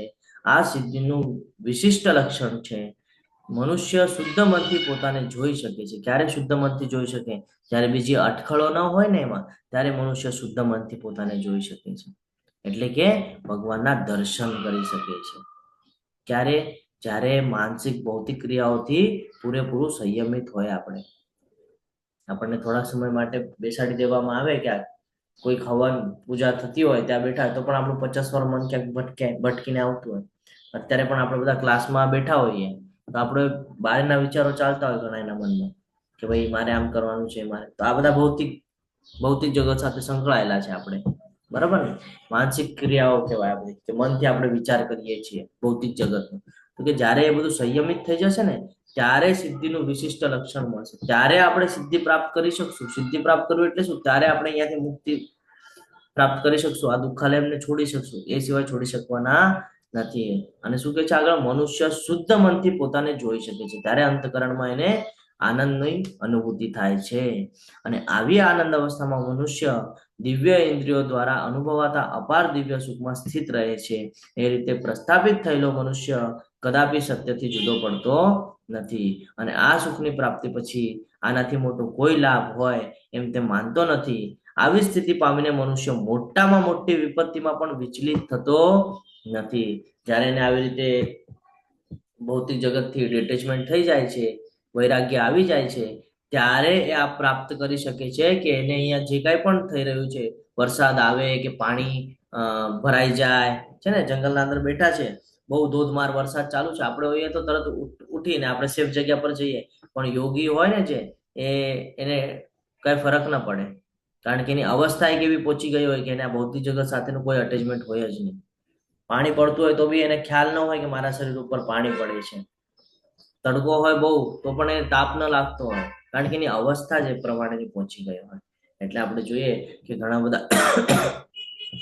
બધા યોગીજનો જે ભગવત પ્રાપ્તિ માટે પ્રયત્ન કરતા હતા ને, તો આપણે કથા વાંચીએ ને જયારે ભાગવતમાં, તો આપણને ખબર પડે કે કીડીના રાફડા ઉભા થઈ જતા છે ને. હિરણ્યકશ્યપ જયારે બ્રહ્માજીને એની આરાધના કરતા હતા, ત્યારે રાફડાના રાફડા ઉભા થઈ ગયા હતા. શું કામ? તો કે ભાઈ એ પણ કંઈક પ્રાપ્ત કરવા માટે પ્રયત્ન કરતા હતા. તો આ અવસ્થા હોય ત્યારે ભગવત પ્રાપ્તિ થાય છે. એ પણ ફિક્સ નથી. હજી સાંભળજો આગળ શું કહે છે ભગવાન, કે મોટામાં મોટી વિપત્તિમાં પણ એ વિચલિત નથી થતો. ખરેખર સમાધિની આ અવસ્થા એ જ તો ભૌતિક સંસર્ગમાંથી ઉપજાવતા સર્વ દુઃખોમાંથી પ્રાપ્ત થતી વાસ્તવિક મુક્તિ છે. ત્યારે એ આ ભૌતિક જગતને છોડે છે. કયું? જ્યાં હમણાં એ રહી રહ્યા છે, ત્યારે એ એને છોડે છે. અને એના પછીની સ્ટેપ આવે છે ત્યારે ભગવત પ્રાપ્તિ કરી શકે છે. એટલે કેટલું હાર્ડ લાગે આપણને આવી રીતે ક્યારે મોકલાવવામાં આવે, ભાઈ એકાંતમાં જઈને બેસવાનું છે, સંન્યાસ લેવાનો છે અને ભગવાનનું સ્મરણ કરવાનું છે. પોસિબલ છે આપણી માટે? શું લાગે છે તમને? પોસિબલ છે? હરે કૃષ્ણ. આટલું બધું કરવું, કન્ટિન્યુઅસ બેસી રહેવું, આપણને તો 2-3 કલાક કોઈ બેસાડી રાખે ને એક જ જગ્યા ઉપર એક જ મુદ્રામાં, તો આપણે કંટાળી જઈએ. આપણે કે નહીં ભાઈ, આ તો 10 મિનિટથી વધારે તો હું બેસી ન શકું, આપણે એમ કહી દઈએ. આપણી માટે પોસિબલ થાય? તો કે નથી થતું. કેમ?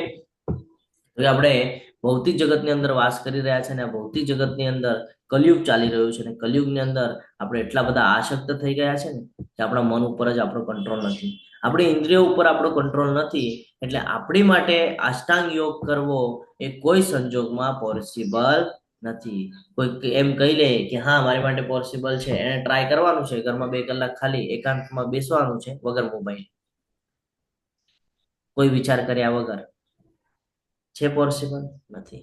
આપણે ખાલી બેઠા હોય ને તો આપણને હાથમાં મોબાઈલ લાગે, એ વગર આપણે ખાલી બેસી ના શકીએ. તો આ બધી જે સિસ્ટમ છે આ પેલા કરવામાં આવતી, અત્યારે આપણી માટે પોસિબલ નથી. એટલે જ અર્જુનજી આપણા તરફથી ક્વેશ્ચન કરશે અને પછી એનો આન્સર મળશે, જે આપણે આપણી સાથે આજના અધ્યાય સાથે લઈ જવાનો છે. શું કે છે અર્જુનજી? અર્જુનજી કહી રહ્યા છે, હે મધુસૂદન. જો શબ્દ કેવી રીતે વાપરી રહ્યા છે, આ શબ્દને બહુ મહત્વ છે. દરેક જે નામ ઉચ્ચારણ કરે છે ને એની પાછળ કંઈક તો છુપાયેલું છે. મધુસૂદન છે ને, શું કામ મધુસૂદન કીધું છે? ભગવાનનું નામ મધુસૂદન ક્યારે પડ્યું ખબર છે તમને? હરે કૃષ્ણ. મધુ નામના રાક્ષસનો વધ કર્યો હતો એટલે હરે મધુ નામનો જે રાક્ષસ હતો ને એનો વધ કર્યો. તો કે મારી અંદર બી આ જે રાક્ષસીય પ્રવૃત્તિ છે ને, તો એનો વધ કરવો છે મારે તમારા દ્વારા. એટલે અહીંયા ઉચ્ચારણ કરેલું છે મધુસૂદન. આપે જે યોગ પદ્ધતિ હમણાં સંક્ષિપ્તમાં વર્ણવીને કે છે એ મને કેવી લાગે છે? તો કે છે એ મને અવ્યવહારુ લાગે છે, નભાવી ન શકાય એવી લાગે છે. કારણ કે મન ચંચળ તથા અસ્થિર છે. કે છે મારું મન ઉપર કંટ્રોલ નથી. શું કે છે? મારું મન ઉપર કંટ્રોલ નથી, હું એ નથી કરી શકતો. આપણે પણ કરી શકીએ આ યોગ પદ્ધતિ? શું લાગે છે તમને? કરી શકે કોઈ? હરે કૃષ્ણ. ના પ્રભુ, પોસિબલ જ નથી. કેટલો પણ પ્રયત્ન કરી લઈએ ને, શક્ય જ નથી પ્રભુજી. હા, હરે બોલો. કૃષ્ણ, હરે હરે કૃષ્ણ. શક્ય જ નથી આ યોગ કરી શકીએ એવું. પોસિબલ જ નથી. એવી જ રીતે અર્જુનજી કહે છે કે હે મધુસૂદન, આ જે યોગ પદ્ધતિ તમે મને કીધી ને એ મને અવ્યવહારુ લાગે છે. એ કઈ મારા મનને પટી નથી રહ્યું. કે આ તો હું ન કરી શકું. કે છે એકવાર હું હવાને વાયુને વશમાં કરી લઈશ. વાયુ વશમાં થાય કે ન થાય? તો અર્જુનજી સામે એમ કે છે કે એકવાર હું વાયુને વશમાં કરી લઈશ, પણ આને વશમાં કરવું મારા હાથમાં નથી. કે છે કેમ? તો કે ભાઈ મન પર કંટ્રોલ જ નથી. તમે કેટલું પણ પ્રયત્ન કરો તો તમારા મન ઉપર કંટ્રોલ છે કે નથી? કેમ? તો કે મન છે ને એ ચંચળ છે. ઓલું વાંદરાનું આપણે ઉદાહરણ લેતા હોઈએ છીએ કે વાંદરું હોય એ કેવું એક જગ્યાથી બીજી જગ્યાએ ઠેકડા માર્યા જ કરે, એક જગ્યા પર કોન્સ્ટન્ટલી રહે ને. આપણું મન બી એવું છે. ઘડીકમાં આ વિચાર કરશે, ઘડીકમાં ઓલો વિચાર કરશે, ઘડીકમાં આ, ઘડીકમાં આ. છે ને, 1 કલાક માટે આધ્યાત્મિક વિષયની ચર્ચા કરશે અને સમગ્ર દિવસ પછી ભૌતિક જગતમાં સંકળાઈને રહેશે. આ આપણું મન છે. કે 1 કલાક એવી રીતે બેસશે કે ભાઈ બહુ મોટા ભક્ત, અને જેવા ક્લાસ પૂરા થયા, માળા પૂરી થઈ કે તરત પાછા ભૌતિક જગતમાં. તો આ કોણ કરાવે છે? આ બધું આપણને મન કરાવે છે. કેમ? તો કે ભાઈ મનને આપણે મન ઉપર કંટ્રોલ નથી. મન આપણને જેમ કે છે ને આપણે એ પ્રમાણે વર્તાવ કરીએ છીએ ને એટલે મન આપણું દુશ્મન છે અત્યારના હાલમાં જોવા જઈએ તો. જ્યારે આપણે મન ઉપર કંટ્રોલ કરી લેશું ને, ત્યારે આપણે મનને આપણે કંટ્રોલ પ્રમાણે ચલાવશું. ફોર એક્ઝામ્પલ, મને ખબર હોય કે એકાદી વસ્તુ મારે નથી ખાવાની, મારા માટે યોગ્ય નથી, અને એ મને ભાવતી હોય, એ પછી પણ એને જોઈને જ્યારે મારા મગજમાં એવા વિચારો ના આવે ને કે ભાઈ મને એ જોઈએ છે, તો એમ સમજવાનું છે કે મન ઉપર કંટ્રોલ છે. કારણ કે ઇન્દ્રિયને કેટલું પણ પ્રેરિત કરશે મનને કે મને ઓલું ખાવું છે, તો મન એને પહેલા જ ના પાડી દેશે, નહીં ભાઈ આ તારા કામનું નથી. તો આને કહેવાય મન ઉપર કંટ્રોલ છે. એવી જ રીતે આ ભૌતિક જગતની અંદર જે કાંઈ પણ સંસાધનો છે, જ્યારે આપણે એમ સમજીએ છીએ કે ભાઈ આ મારા કામનું નથી, ત્યારે સમજવાનું છે કે આપણા મન ઉપર આપણો કંટ્રોલ છે. અને ત્યારે મન ઉપર કંટ્રોલ થાય ત્યારે એ આપણો મિત્ર છે એમ સમજવાનું છે, નહીં તો એ આપણો શત્રુ છે. તો અર્જુનજી પણ એ જ કહે છે કે ભાઈ મન ઉપર કંટ્રોલ કરવું એ કાંઈ મને પોસિબલ લાગતું નથી. તો આપણી માટે પણ પોસિબલ નથી કલયુગની અંદર આ અષ્ટાંગ યોગનો અભ્યાસ કરવો. બરાબર? અહીંયા ખૂબ સરસ રીતે એક સ્ટોરી છે, આપણે શોર્ટમાં લઈએ કારણ કે અધ્યાય થોડો મોટો છે. તો દ્રોણાચાર્ય, આપણને બધાને ખબર છે કે એના શિક્ષા ગુરુ હતા.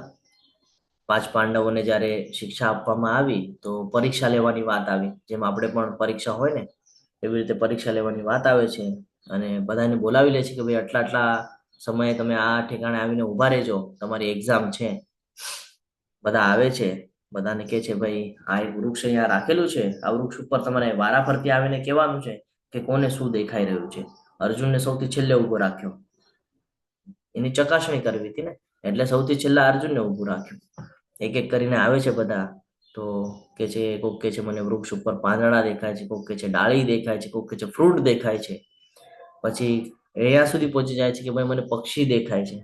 હવે આવે છે, હવે બધા બધું કહી તો દીધું, કાંઈ રિપીટ તો કરી શકાય એવું નથી. રિપીટ કરે તો કોપી થઈ કહેવાય. બરાબર ને? તો હવે આવે છે અર્જુનજીને ક્વેશ્ચન કરવામાં આવે છે કે અર્જુન તને શું દેખાય છે એના ઉપર? આ જે વૃક્ષ છે, આ વૃક્ષમાં તને શું દેખાય છે? તો અર્જુનજી કોણ હતા? ધનુર્ધારી હતા, ધનુર્વિદ્યા શીખવાડવામાં આવેલી એમ. તો ધનુર્ધારીનું લક્ષ્ય શું હોય? તો કે જ્યાં નિશાન હોય ને ત્યાં બરાબર તીર લાગવું જોઈએ. આ એનું લક્ષ્ય ધનુર્ધારીનું. તો અર્જુનજીને પૂછવામાં આવે છે કે ભાઈ તને આ વૃક્ષ ઉપર શું દેખાય છે? તો અર્જુનજીનો જે જવાબ છે ને એ આપણે આપણી સાથે લઈ જવાનો છે અને આપણે પણ એવી રીતે ગોલ અચીવ કરવાનો છે. અર્જુન જે આન્સર આપે છે કે મને એ પક્ષીની આંખ દેખાય છે. એને એનું ધ્યેય ક્લિયર હતું કે ભાઈ હું ધનુર્ધારી છું તો મારું ધ્યેય હોવું જોઈએ કે પક્ષીને છેદવાનું છે, મારે એની આંખને છેદવાનું છે. અને જેનો ઉપયોગ એને ક્યાં થયો? જ્યારે માછલી વિંધી છે, આપણને બધાને ખબર છે, સ્વયંવર, ત્યાં એનો ઉપયોગ થયો. સેમ વેઝ આપણી માટે લાગુ થાય છે. આપણો ધ્યેય શું છે? આપણે ભૂલી ગયા આપણો ધ્યેય. આપણે ભૌતિક જગતમાં સંકળાઈ ગયા છે. આપણે આપણો ધ્યેય જ ભૂલી ગયા છે કે ભગવત પ્રાપ્તિ કરવાની છે. તો આપણે પણ અર્જુનજીની જેમ આપણો ધ્યેય નિશ્ચિત રાખવાનો છે કે આપણો ગોલ શું છે? ભગવત પ્રાપ્તિ કરવી, આ ભૌતિક જગતમાંથી બચી જવું, આના બંધનથી મુક્તિ પ્રાપ્ત કરવી. આ આપણો ગોલ હોવો જોઈએ, જે આપણે હજી સુધી કર્યો નથી. પરંતુ આજનો અધ્યાય એટલા માટે મહત્વનો છે કે આજે સક્સેસના મંત્ર આપણને મળી રહ્યા છે કે જીવનમાં સક્સેસ કેવી રીતે હાસિલ કરવાનું છે. એક બાબત એવી છે કે જે તમને ઘડે આ ભૌતિક જગતમાં ખેંચે છે. જ્યાં સુધી તમે એને છોડશો નહીં ત્યાં સુધી તમે નવું કાંઈ શીખી શકશો નહીં. એટલે તમારે પહેલા તમારું જે જૂનું છે ને એને છોડવું પડશે, ત્યારે તમે નવું કંઈક શીખી શકશો. તો આપણે પણ આપણું ગોલ નિશ્ચિત રાખવાનું છે. હવે ભગવાન અહીંયા આન્સર આપે છે અને આ જ આન્સર આપણા સક્સેસનો મંત્ર છે એમ સમજી લેવાનું છે. શું કે છે અહીંયા આપણે જોઈએ, આગળ નથી જઈ રહી. ભગવાન અહીંયા કે છે કે શ્રી ભગવાન વાચ અસંશય મહાભાવો મનો દુર્નિગ્રહ ચલમ અભ્યાસેન તુ કૌંતેય વૈરાગ્યેણ ચ ગૃહ્યતે.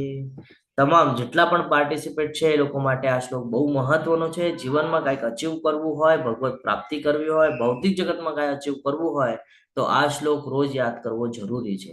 ભગવાન શ્રી કૃષ્ણ અહીંયા કહી રહ્યા છે કે હે મહાબાહુ અર્જુન, હે કુંતી પુત્ર, નિસંદેહ હું માનું છું કે મનને વશ કરવું એ અઘરું છે, કારણ કે મન ચંચળ છે. એને વશ કરવું એ અઘરું છે, હું માનું છું, હું એક્સેપ્ટ કરું છું તારી વાત કે તારી માટે એ અઘરું છે. પરંતુ હવે આ પરંતુ પછીનું જે વાક્ય છે ને આ સાથે લઈ જવાનું છે. યથા યોગ્ય અભ્યાસ તથા વૈરાગ્ય દ્વારા એને વશ કરવું એ શક્ય છે. તો જીવનની અંદર પણ જો ભગવત પ્રાપ્તિ કરવી હોય તો શું કરવું પડશે?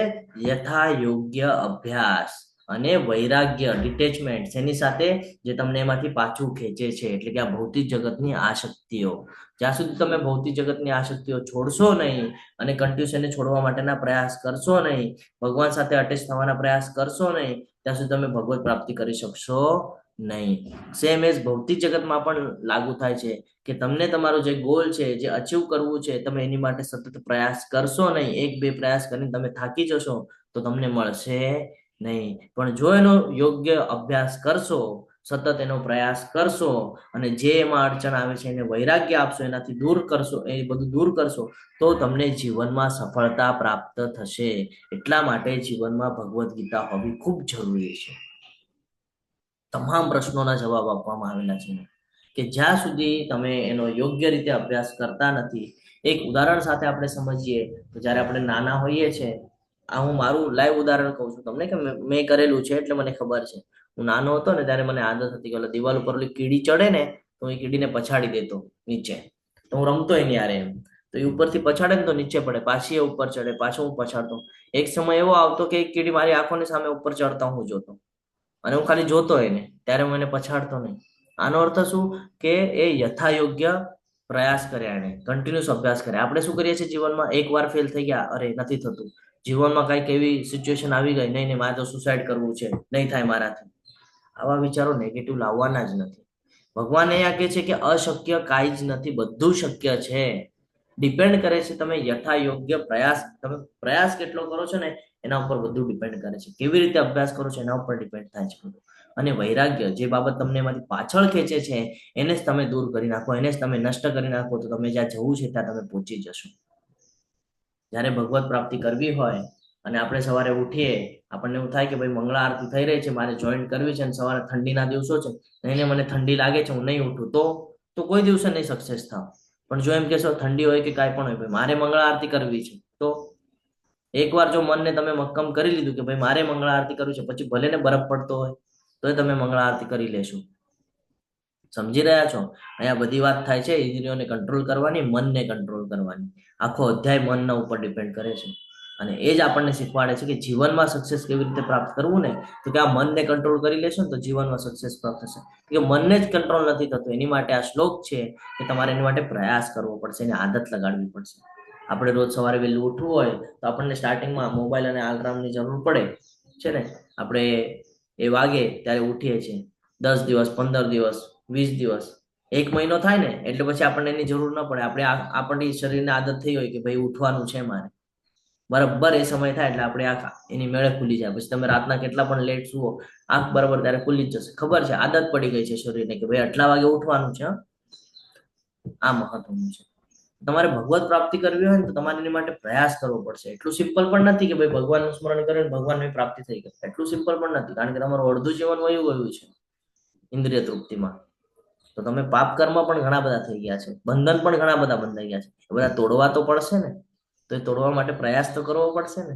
પ્રયાસ કરશો તો મળશે, છે ને. બેઠા બેઠા તો કઈ નહીં મળે. આપણને અહીંયા ફ્રી ઓફ કોસ્ટ ક્લાસ મળી રહ્યા છે. આપણે એમ કહીએ કે ભાઈ ભગવદ્ ગીતાના ક્લાસ કરીને હું મારો ઉદ્ધાર કરી લઈશ. ભગવદ્ ગીતાના ક્લાસ કરીને જ્ઞાન અર્જિત થશે. ઉદ્ધાર કરવા માટે તો આપણને પોતે આગળ આવવું પડશે.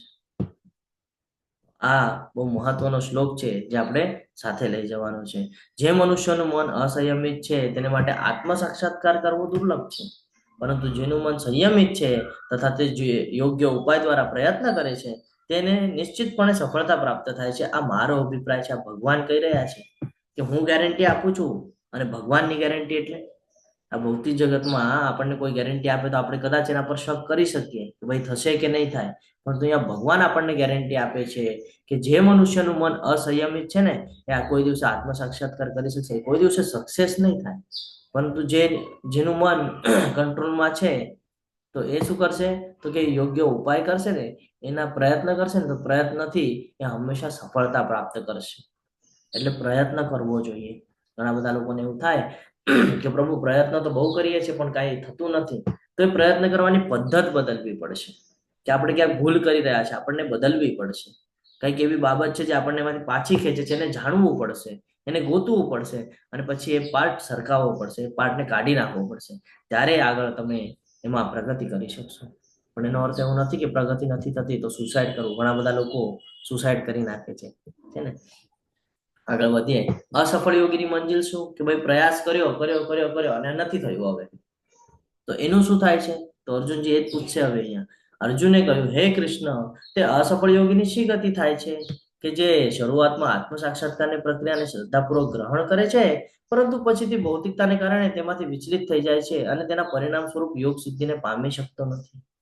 સ્ટાર્ટિંગમાં ભગવાન ખૂબ ભક્તિ કરી. નવા જયારે જોડાઈએ આપણે ઇસ્કોન સાથે, આપણને એટલો બધો આનંદ થાય કે ભાઈ હું સવારે વહેલો ઉઠું છું, મંગળા આરતીમાં જાઉં છું, જપા સેશનમાં જોડાઉં છું, ક્લાસ કરું છું, છે ને, તિલક ધારણ કરું છું, ધોતી કુર્તો પહેરું છું, બહુ ગમે. પણ અમુક સમય થાય પછી તો કે ભાઈ હવે કંટાળી ગયા, હવે કાંઈ થતું નથી, હવે સવારે ઉઠાતું નથી મંગળા આરતી. તો આવા લોકોનું શું થાય? સારા કર્મ કર્યા છે તો ફળ તો સારાનું પણ મળશે ને. ખરાબ કર્મ કર્યા હોય તો ખરાબનું મળે, તો સારા કર્યા છે તો સારાનું પણ મળશે. તો શું થશે એવાનું? કે જેને અડધી ભક્તિ કરી છે એવાનું. તો ભગવાન એનો પણ અહીંયા આન્સર આપે છે આપણને કે અસફળ યોગી પુણ્યાત્મા લોકમાં અનેક વર્ષો સુધી સુખ ભોગવ્યા પછી સદાચારી લોકોના અથવા તો ગર્ભ શ્રીમંત લોકોના કુળમાં જન્મ પ્રાપ્ત કરે છે. શું થાય છે એવા લોકોનું? તો એવા લોકોને ક્યાં જવા મળે છે? પુણ્યાત્માઓ, જ્યાં પુણ્ય આત્માઓ વાસ કરે છે એવા જગ્યા ઉપર મૂકવામાં આવે છે. એટલે ઉપરના લોકની વાત થાય છે. ઉપરના લોકમાં એને મોકલવામાં આવે છે જીવને, અને જ્યાં સુધી એના ભોગ ભોગવાતા નથી, જેણે કર્મ કર્યા છે એ પ્રમાણે એને રિઝલ્ટ મળતા નથી, ત્યાં સુધી ત્યાં ભોગ ભોગવશે. અને પાછો ક્યાં આવશે? તો કે શું ભોગવ્યા પછી કાં તો સદાચારી લોકોના કાં તો ગર્ભ શ્રીમંતના કુળમાં જન્મ પ્રાપ્ત કરે છે. એટલે ફરી પાછું ક્યાં આવવું પડે છે? ભૌતિક જગતમાં. અથવા તો શું થાય? તો કે જો દીર્ઘ યોગા અભ્યાસ પછી અસફળ રહે તો, ઘણું બધું યોગ અભ્યાસ કર્યો છે, ઘણો બધો, અને એના પછી પણ એ અસફળ થયો તો કે એવા અધ્યાત્મવાદીના કુળમાં જન્મ પામે છે કે જેઓ અતિશય જ્ઞાનવાન હોય.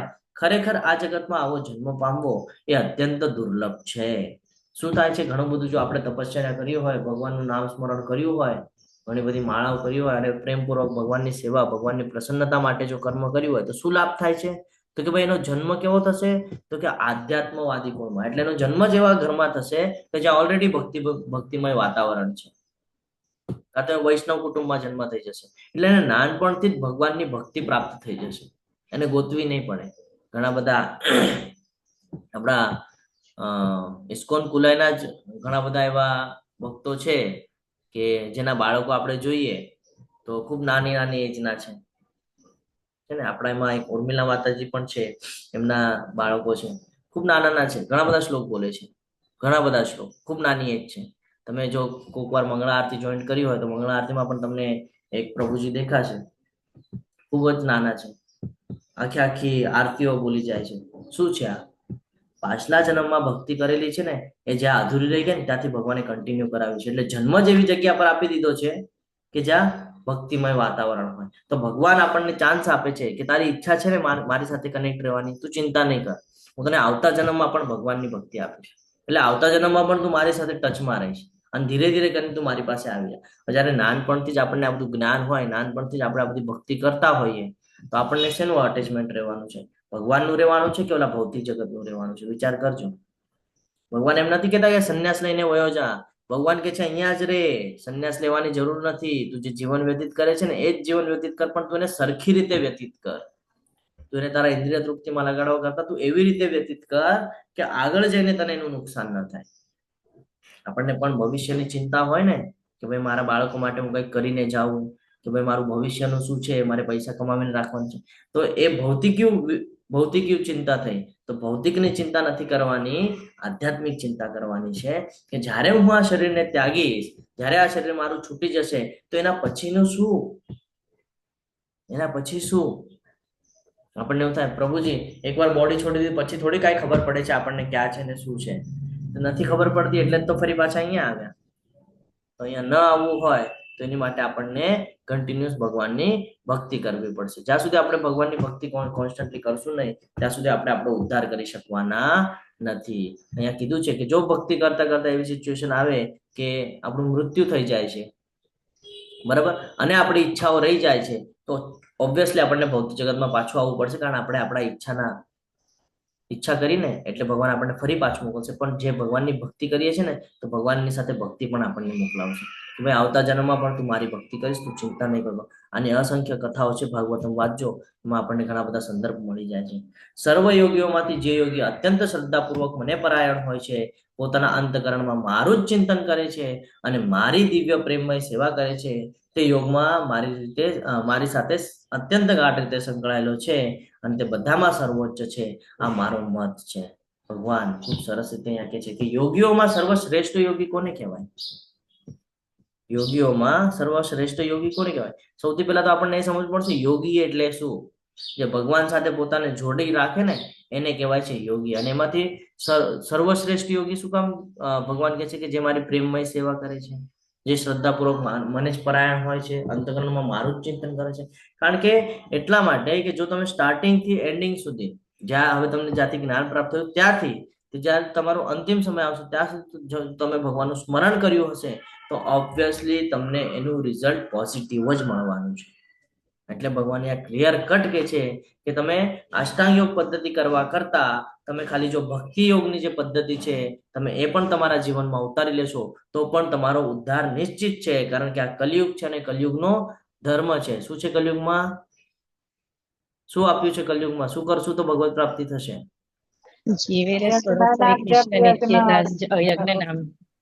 હા, કન્ટિન્યુઅસ ભગવાનની સેવા કરવી પડશે, ભગવાનની ભક્તિ કરવી પડશે. અને આ કલિયુગનો નિયમ જ છે, યુગ ધર્મ કહેવામાં આવેલો છે કે ભગવાનનું સ્મરણ, ચિંતન અને સેવા કરવી આ આપણું કર્મ છે. આપણે આ કર્મથી જ ભટકી રહ્યા છે. અને એટલા માટે ભગવાન એ કહે છે કે યોગી નામ અપી સર્વેશામ મદ્ગત્તેના અંતરાત્મના શ્રદ્ધાવા ભજન્તે યો મામ સમે યુક્તા તમો મત. મારો મત છે બધા યોગીઓમાં સર્વશ્રેષ્ઠ છે. કયો યોગી? તો કે જે કર્મયોગ કરે છે એ નહીં, જે અષ્ટાંગ યોગ કરે છે એ નહીં, જે ભક્તિ યોગ કરે છે ને એ. કારણ કે ભક્તિ એક જ માર્ગ એવો છે જે તમે કલયુગમાં તમારા ઘરમાં રહીને કરી શકો છો. બાકીના બધા માટે તમારે ઘણા બધા પ્રયાસ કરવા પડે છે.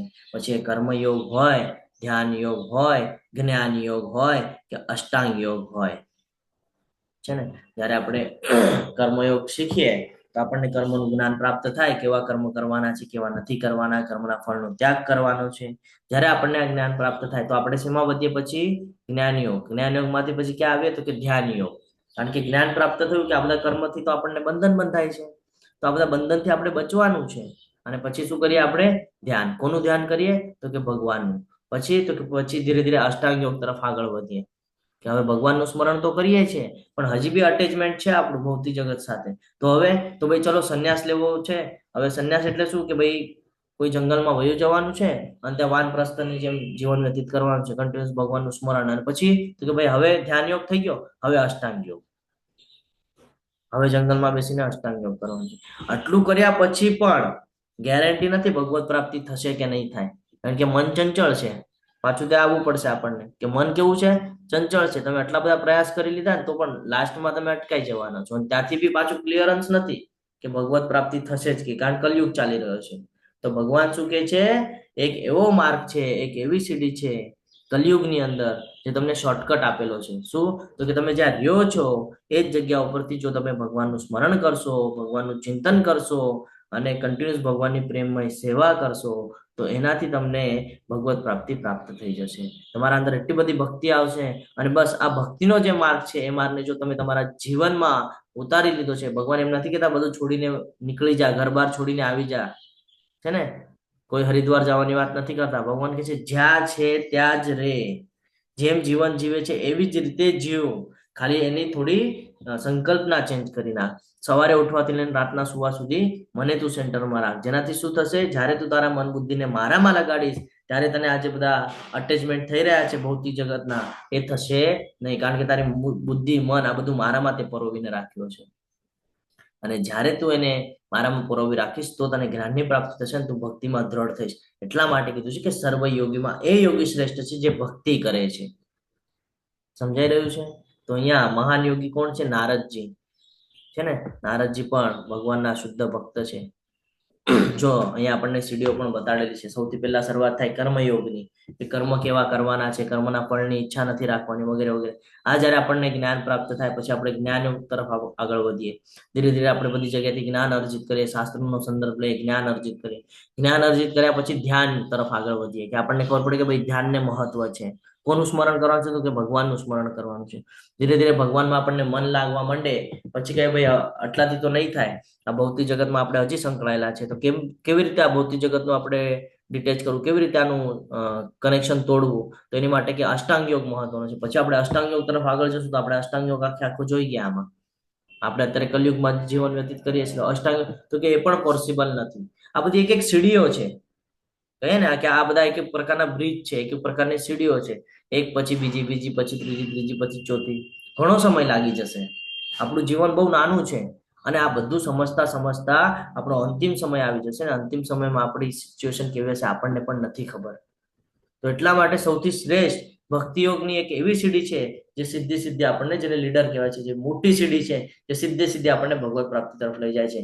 કે કર્મયોગ, ધ્યાન યોગ, જ્ઞાન યોગ, અષ્ટાંગ યોગ આની કઈ જ જરૂરત નથી. તમે જો ભક્તિ યોગ જીવનમાં ઉતારી લીધી, જેમ છો જ્યાં છો ત્યાંને ત્યાંથી જો તમે જીવનમાં ભક્તિને એન્ટર કરી દીધી તો પછી તમારે કાંઈ કરવાની જરૂરત પડવાની નથી. તમે જો શુદ્ધતાની સાથે જો ભગવાનનું સ્મરણ કરો છો, ભક્તિ કરો છો, પ્રેમમય સેવા કરો છો તો ભગવાન ગેરંટી આપે છે કે તું મારી પાસે આવીશ. આગળ શાસ્ત્રોના ઘણા બધા સંદર્ભો આપવામાં આવેલા છે. તો જુદા જુદા યુગ માટે વિવિધ પ્રકારની યોગ પદ્ધતિઓ હતી. શ્રીમદ ભાગવતમ 12.3.52 એના સંદર્ભ આપેલું છે. ત્રેતાયુગના અંદર યજ્ઞ કરવાને મહત્વ હતું, જ્યારે સતયુગના અંદર વિષ્ણુ ભગવાનનું ધ્યાન કરવામાં આવતું. ત્યારની ઉંમર હતી લાખો વર્ષની. લાખો વર્ષ સુધી ભગવાનનું ધ્યાન કરવામાં આવતું. પછી ત્રેતાયુગમાં તો કે યજ્ઞ કરવામાં આવતા, ત્યારે 10,000 વર્ષની જેટલી ઉંમર હતી, એટલે એજ, મનુષ્યની એજની વાત કરીએ તો. પછી દ્વાપર યુગ આવે છે જેમાં મંદિરમાં વિગ્રહ પૂજા કરવામાં આવતી. 1000 વર્ષની એજ હતી લગભગ. અને અત્યારે શું ચાલી રહ્યું છે? કલયુગ. કલયુગની અંદર ટેન્ટેટિવ આમ જોવા જઈએ તો 100 વર્ષની ઉંમર છે, પણ કોઈ 100 વર્ષ જીવતું નથી. બધા 60, 70, 80 સુધી પૂરા થઈ જાય છે. તો કોઈ 100 વર્ષ સુધી લગભગ કોક જાય છે, બાકી કોઈ જતું નથી. તો કલયુગ ચાલી રહ્યું છે. કલયુગમાં શું છે? આ જે વર્તમાન યુગ છે એમાં શું કીધું છે? ભગવાનના પવિત્ર નામનો જપ કરવો છે ને. કલયુગનો યુગ ધર્મ કીધેલો છે કે ભગવાનના પવિત્ર નામનો જપ કરવો. ભાગવતમમાં ઉલ્લેખ છે, પરીક્ષિત મહારાજ અને સુખદેવ ગોસ્વામી જયારે ચર્ચા કરે છે, કલયુગની શરૂઆત થવાની હોય છે તો બળદ જે છે એને ધર્મનું પ્રતીક કીધું છે અને ગાય છે એ પૃથ્વીનું પ્રતીક છે. તો ગાય પણ રડી રહી છે, બળદનો એક જ પગ રહ્યો છે, બાકીના 3 પગ કપાઈ ગયા છે. આવી બધી એકદમ વિચિત્ર એવો ચિત્ર બધું આંખોની સામે આવે છે. તો કે છે કે આવું આટલું બધું અધર્મ થવાનું હોય તો લાવ હમણાં જ મારી નાખું, હમણાં જ પૂરું કરી નાખું કલયુગને. તો પછી કલી કે છે કે ભાઈ મારામાં બધા અવગુણ છે, હું માન્ય કરું છું મારામાં બધા અવગુણ છે, પણ મારામાં એક સારો ગુણ છે. તો કે કયો સારો ગુણ છે? તો એ સમયે એ કે છે, ભાગવતમની કથા છે, હું બહુ જ શોર્ટમાં કહું છું તમને, કે એ કે છે કે બધા અવગુણ છે પણ એક સારો ગુણ છે. એ સારો ગુણ એવો છે કે અલગ અલગ યુગની અંદર ભગવત પ્રાપ્તિ માટે કઠોરમાં કઠોર તપસ્યા કરવી પડતી, પરંતુ વર્તમાન જે યુગ અત્યારે આપણે કલયુગ ચાલી રહ્યું છે એમાં શું કીધેલું છે કે ખાલી ભગવાનના પવિત્ર નામનો જપ કરશો ને તો પણ તમને ભગવત પ્રાપ્તિ થઈ જશે. એટલે જે લાખો વર્ષની તપશ્ચર્યા કરવાની છે ને એ તપશ્ચર્યા કરવાની જરૂર નહીં પડે. તમને 100 વર્ષની ઉંમર છે એમાં પણ જો તમે અડધી ઉંમર પણ જો ભગવાનની ભક્તિ કરીને અંતિમ સમયમાં પણ જો તમે ભગવાનનું સ્મરણ કરી લીધું ને તો તમને ભગવત પ્રાપ્તિ મળી જશે. એ છે આ કલયુગ. એટલે આપણે બધા બહુ ભાગ્યશાળી છીએ કે આપણે કલયુગના પ્રથમ તબક્કામાં આપણો જન્મ થયો છે. આપણને ઓપોર્ચ્યુનિટી મળી છે કે આપણે ભગવત પ્રાપ્તિ કરી શકીએ. આગળ ઘણા બધા શાસ્ત્રોના સંદર્ભ આપણે જોઈએ, કારણ કે આપણે જ્યાં સુધી સંદર્ભ જોશું ને તો તમને એવું ક્વેશ્ચન થાય કે પ્રભુજી તમે જે બોલો છો એ ક્યાં લખ્યું છે, ક્યાંથી તમે કહો છો, છે ને. અહીંયા કહે છે, જો કલિસંતરણ ઉપનિષદની અંદર કીધું છે. શું કીધું છે અહીંયા? કે બધા જેટલા પણ વેદો છે, જેટલા પણ વેદ છે, આ બધા વેદો સાહિત્યનો જ્યારે વાંચે, જ્યારે એમાં શોધે, તો આ યુગની માટે, કલયુગની માટે બીજો કોઈ ઓપ્શન પ્રાપ્ત થયો નહીં. એક જ ઓપ્શન મળ્યો. કયો? તો કે ભગવાનના પવિત્ર નામનો જપ. કૃષ્ણના જાપ કરતા કોઈ પણ વધુ ઉત્ક્રાંતિ પ્રક્રિયા શોધી શકતો નથી. આગળના અધ્યાયમાં આપણે શીખશું કે કોઈ દેવી દેવતાની ઉપાસના કરશું તો ક્યાં સુધી જવા મળશે, અને ભગવાન કૃષ્ણની ઉપાસના કરશું તો ક્યાં સુધી જવા મળશે, એ આગળના અધ્યાયમાં આપણને જ્ઞાન પ્રાપ્ત થશે. આગળ જોઈએ તો નારાયણ સંહિતામાં કલયુગમાં માણસોએ ફક્ત ભગવાનના પવિત્ર નામનું જપ કરવો જોઈએ એવી રીતે વર્ણન કરવામાં આવેલું છે. એટલું જ નહીં તો શ્રી ચૈતન્ય ચરિતામૃત આદિ લીલા 17.21 ની અંદર કીધું છે કે કલહ અને દમના યુગમાં મુક્તિનું એકમાત્ર સાધન ભગવાનના પવિત્ર નામનો જપ છે. બીજો કોઈ રસ્તો નથી, બીજો કોઈ રસ્તો નથી, બીજો કોઈ રસ્તો નથી.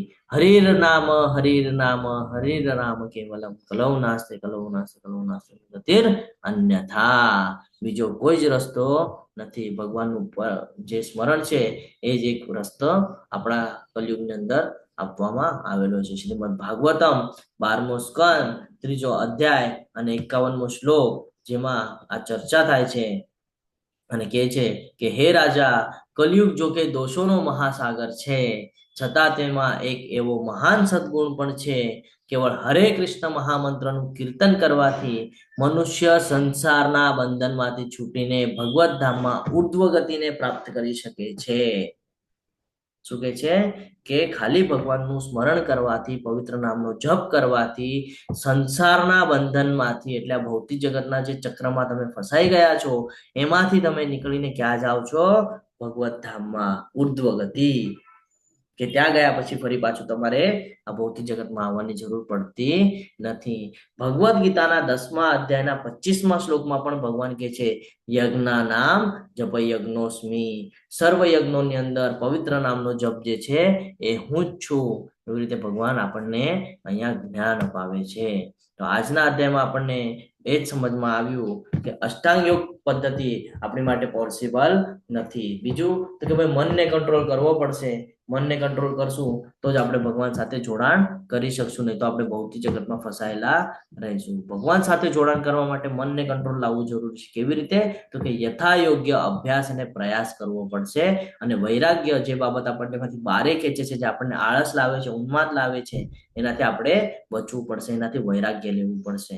ત્યારે આપણે ભગવાન સાથે જોડી શકશો. અને એની પ્રક્રિયા કઈ રીતે છે તો કે કન્ટિન્યુઅસ ભગવાનનું સ્મરણ કરી, ભગવાનનું ચિંતન કરી, પોતાના મનને ભગવાનમાં પરોવીને ભક્ત બનવું પડશે. કેવી રીતે તો કે ભાઈ કોઈ જગ્યાએ જવાની જરૂર નથી, જ્યાં બેઠા છે ત્યાંથી ભગવાનની ભક્તિ કરવાની છે. અને આપણને ઘણા બધા એવા શાસ્ત્રો સંદર્ભ મળ્યા કે જ્યાં ભગવાનના પવિત્ર નામનો જપ આપણે કરવો જોઈએ. જપ કરવો, સંકીર્તન કરવું છે ને. હવે આપણને એવું થાય કે પ્રભુજી તમે કીધું જપ કરો, પણ જપ કરવાનો કેવી રીતે છે, ક્યારે કરી શકીએ, સવારે, સાંજે, બપોરે, ક્યારે કરી શકીએ, કયો યોગ્ય સમય છે? તો એના આપણે અહીંયા ઉદાહરણો આપ્યા છે. એ ઉદાહરણ દ્વારા આપણે સમજીએ કે હરે કૃષ્ણ મહામંત્રનો જપ શરૂ કરવા પહેલા પંચતત્વ મંત્ર છે એનો આપણે જપ કરવો જોઈએ. જે આપણે સવારે મંગલાચરણ લઈએ છીએ એમાં લઈએ છીએ કે જય શ્રી કૃષ્ણ ચૈતન્ય પ્રભુ નિત્યાનંદ શ્રી અદ્વૈત ગદાધર શ્રીવાસાદિ ગૌર ભક્ત વૃંદ. તો ખાલી એટલો પંચતત્વ મંત્ર પણ બોલીએ છીએ તો આપણા રોજના કાયિક, વાચિક, માનસિક આ જે કાંઈ પણ આપણાથી કર્મ થઈ રહ્યા છે એ કર્મની અંદર આપણને બંધન બંધાય છે, પાપ લાગે છે, એનાથી આપણે બચીએ છીએ ખાલી આટલું બોલવાથી. હવે વિચાર કરજો, આના પછી સ્ટાર્ટ થાય છે હરે કૃષ્ણ મહામંત્ર. જ્યારે આટલું બોલીએ પછી આપણે મહામંત્રની શરૂઆત કરીએ છીએ. મહામંત્રનો જપ કેવી રીતે કરવાનો છે તો કે આપણને સંભળાય ને એ રીતે.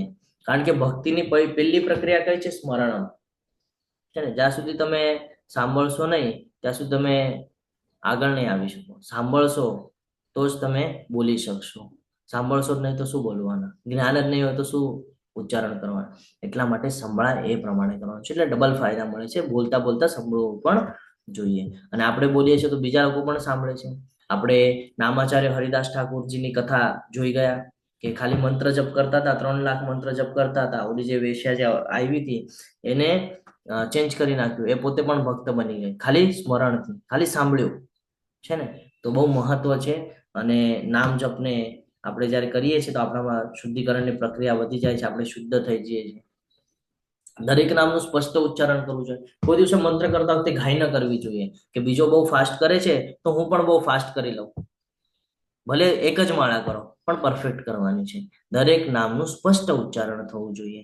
હું તમને તમારું નામ હોય, તમારું નામ લઈને બોલાવું અને તમારું જે નામ હોય ને અડધા નામથી જો તમને બોલાવો, તમે મારી સામે જોશો? નહીં જુઓ. તમને હું જયારે પૂરા નામથી વ્યવસ્થિત અવાજ આપીશ તો જ તમે જોશો. સેમ એજ અહીંયા આપણે ધ્યાન રાખવાનું છે કે આપણે પણ સ્પષ્ટ ઉચ્ચારણ કરવાનું છે. આપણે રિસ્પેક્ટ આપવાની છે. આપણે ખાલી કરવા ખાતર નથી કરવાનું, ભક્તિપૂર્વક કરવાનું છે, શ્રદ્ધાપૂર્વક કરવાનું છે. એટલે આપણે સમયને મહત્વ નથી આપવાનું, આપણે ઉચ્ચારણને મહત્વ આપવાનું છે. બીજા ભલે ગમે એટલું ફાસ્ટ કરવાનો પ્રયત્ન કરતા હોય પણ આપણે એને વ્યવસ્થિત રીતે કરવાનો પ્રયત્ન કરવાનો છે. બીજું તો કે આદર અને ભક્તિ એકાગ્ર સાથે કરવું જોઈએ. આદર આપવો જોઈએ. ભક્તિ કેવી રીતે થવી જોઈએ? એકાગ્રની સાથે થવી જોઈએ. એટલા માટે તમે જોશો કે ઇસ્કોનના ટેમ્પલમાં જ્યારે જઈએ છીએ તો સામે તુલસી મહારાણી રાખેલા હોય છે ને એમની સામે ભગવાનના પવિત્ર નામના જપ ચાલુ હોય છે. કેમ તો કે ભાઈ ભક્તિમાં વધારો થાય ને, એકાગ્રતા આવે ને એટલા માટે. પછી તો કે ભાઈ ક્યાં કરી શકીએ તો કે કોઈ પણ જગ્યાએ કરી શકીએ. બેસીને પણ કરી શકીએ છીએ, ચાલતા ચાલતા પણ કરી શકીએ છીએ. કોઈ પણ દિશામાં. ઘણા બધાને એવું હોય કે દક્ષિણ જે દિશા છે એ પિતૃઓની દિશા છે તો ત્યાં તો કે ક્યાંય બી કરી શકે છે. દક્ષિણ હોય, ઉત્તરાયણ, ભગવાન તો કણ કણમાં છે, બધી જ જગ્યાએ છે. બધું ભગવાન દ્વારા જ છે ને એનું સ્મરણ કરવામાં શેની ચિંતા? તો કે કોઈ પણ તરફ મુખ રાખીને તમે કરી શકો છો છે ને. પૂર્વ, પશ્ચિમ, ઉત્તર, દક્ષિણ, આ તો જે સાંભળશે એનો ઉદ્ધાર થવાનો છે. તો એટલા માટે ક્યાંય પણ બેસીને કરી શકે છે. પછી તો કે કોઈ પણ સમયે કરી શકીએ છીએ. એવું નથી કે ભાઈ અત્યારે જ કરવું હોય, બપોરે જ કરવું હોય. જ્યારે સમય મળે ત્યારે ભગવાનનું નામ લેવાનું છે. તો ભગવાનનું નામ તો ક્યારે પણ લઈ શકીએ છીએ, પરંતુ વહેલી સવારે બ્રહ્મ મુહૂર્ત દરમિયાન જપ કરવાની ભલામણ કરવામાં આવે છે. શું કામ? તો કે જ્યારે આપણે સવારે વહેલા ઉઠીને જ્યારે ભગવાનનું સ્મરણ કરીએ છીએ ને તો 2 ફાયદા થાય છે. એક તો સવારે ઉઠીએ વહેલા તો ત્યાંનું એટમોસ્ફિયર, બધા સૂતા હોય છે અને એ સમયે આપણે ભગવાનને યાદ કરીએ છીએ છે ને. બીજો ફાયદો તો કે જે તમે સવારે પહેલા સાંભળી જાઓ ને, પહેલા જે તમે બોલી જાઓ ને એ તમે આખો દિવસ ગુણગુણ કરતા હો. આખો દિવસ તમે બોલતા હો, લિપસિંગ ચાલુ હોય તમારા. કોઈ ગીત સાંભળી જાઓ તો અચાનક ભયાનક તમે ગીત ગાતા હો આખો દિવસ. એના માટે ફાયદો થાય છે. શું ફાયદો છે? સવારે ઉઠીને તમે મંગળા આરતી કરી લીધી, જપા સેશનમાં જોડાઈ ગયા તો સવારના હરે કૃષ્ણ મહામંત્ર આખો દિવસ હરે કૃષ્ણ મહામંત્રના જપ થઈ જશે. તમને ખબર નહીં પડે કે તમે કેટલી વાર ભગવાનનું સ્મરણ કરી લીધું બોલતા ને ચાલતા. એટલા માટે સવારે ઉઠીને ભગવાનનું સ્મરણ કરવું એટલા માટે જરૂરી છે. સ્નાન કરતા પહેલા અથવા તો પછી પણ કરી શકીએ છીએ. આપણને એવું લાગે કે ભાઈ સવારના 4:30 વાગે મંગળા આરતીમાં જોડાવવું છે ઓનલાઈન, પરંતુ ઠંડી છે અને મને ઉઠવામાં મોડું થઈ ગયું છે, શું હું સ્નાન કરી?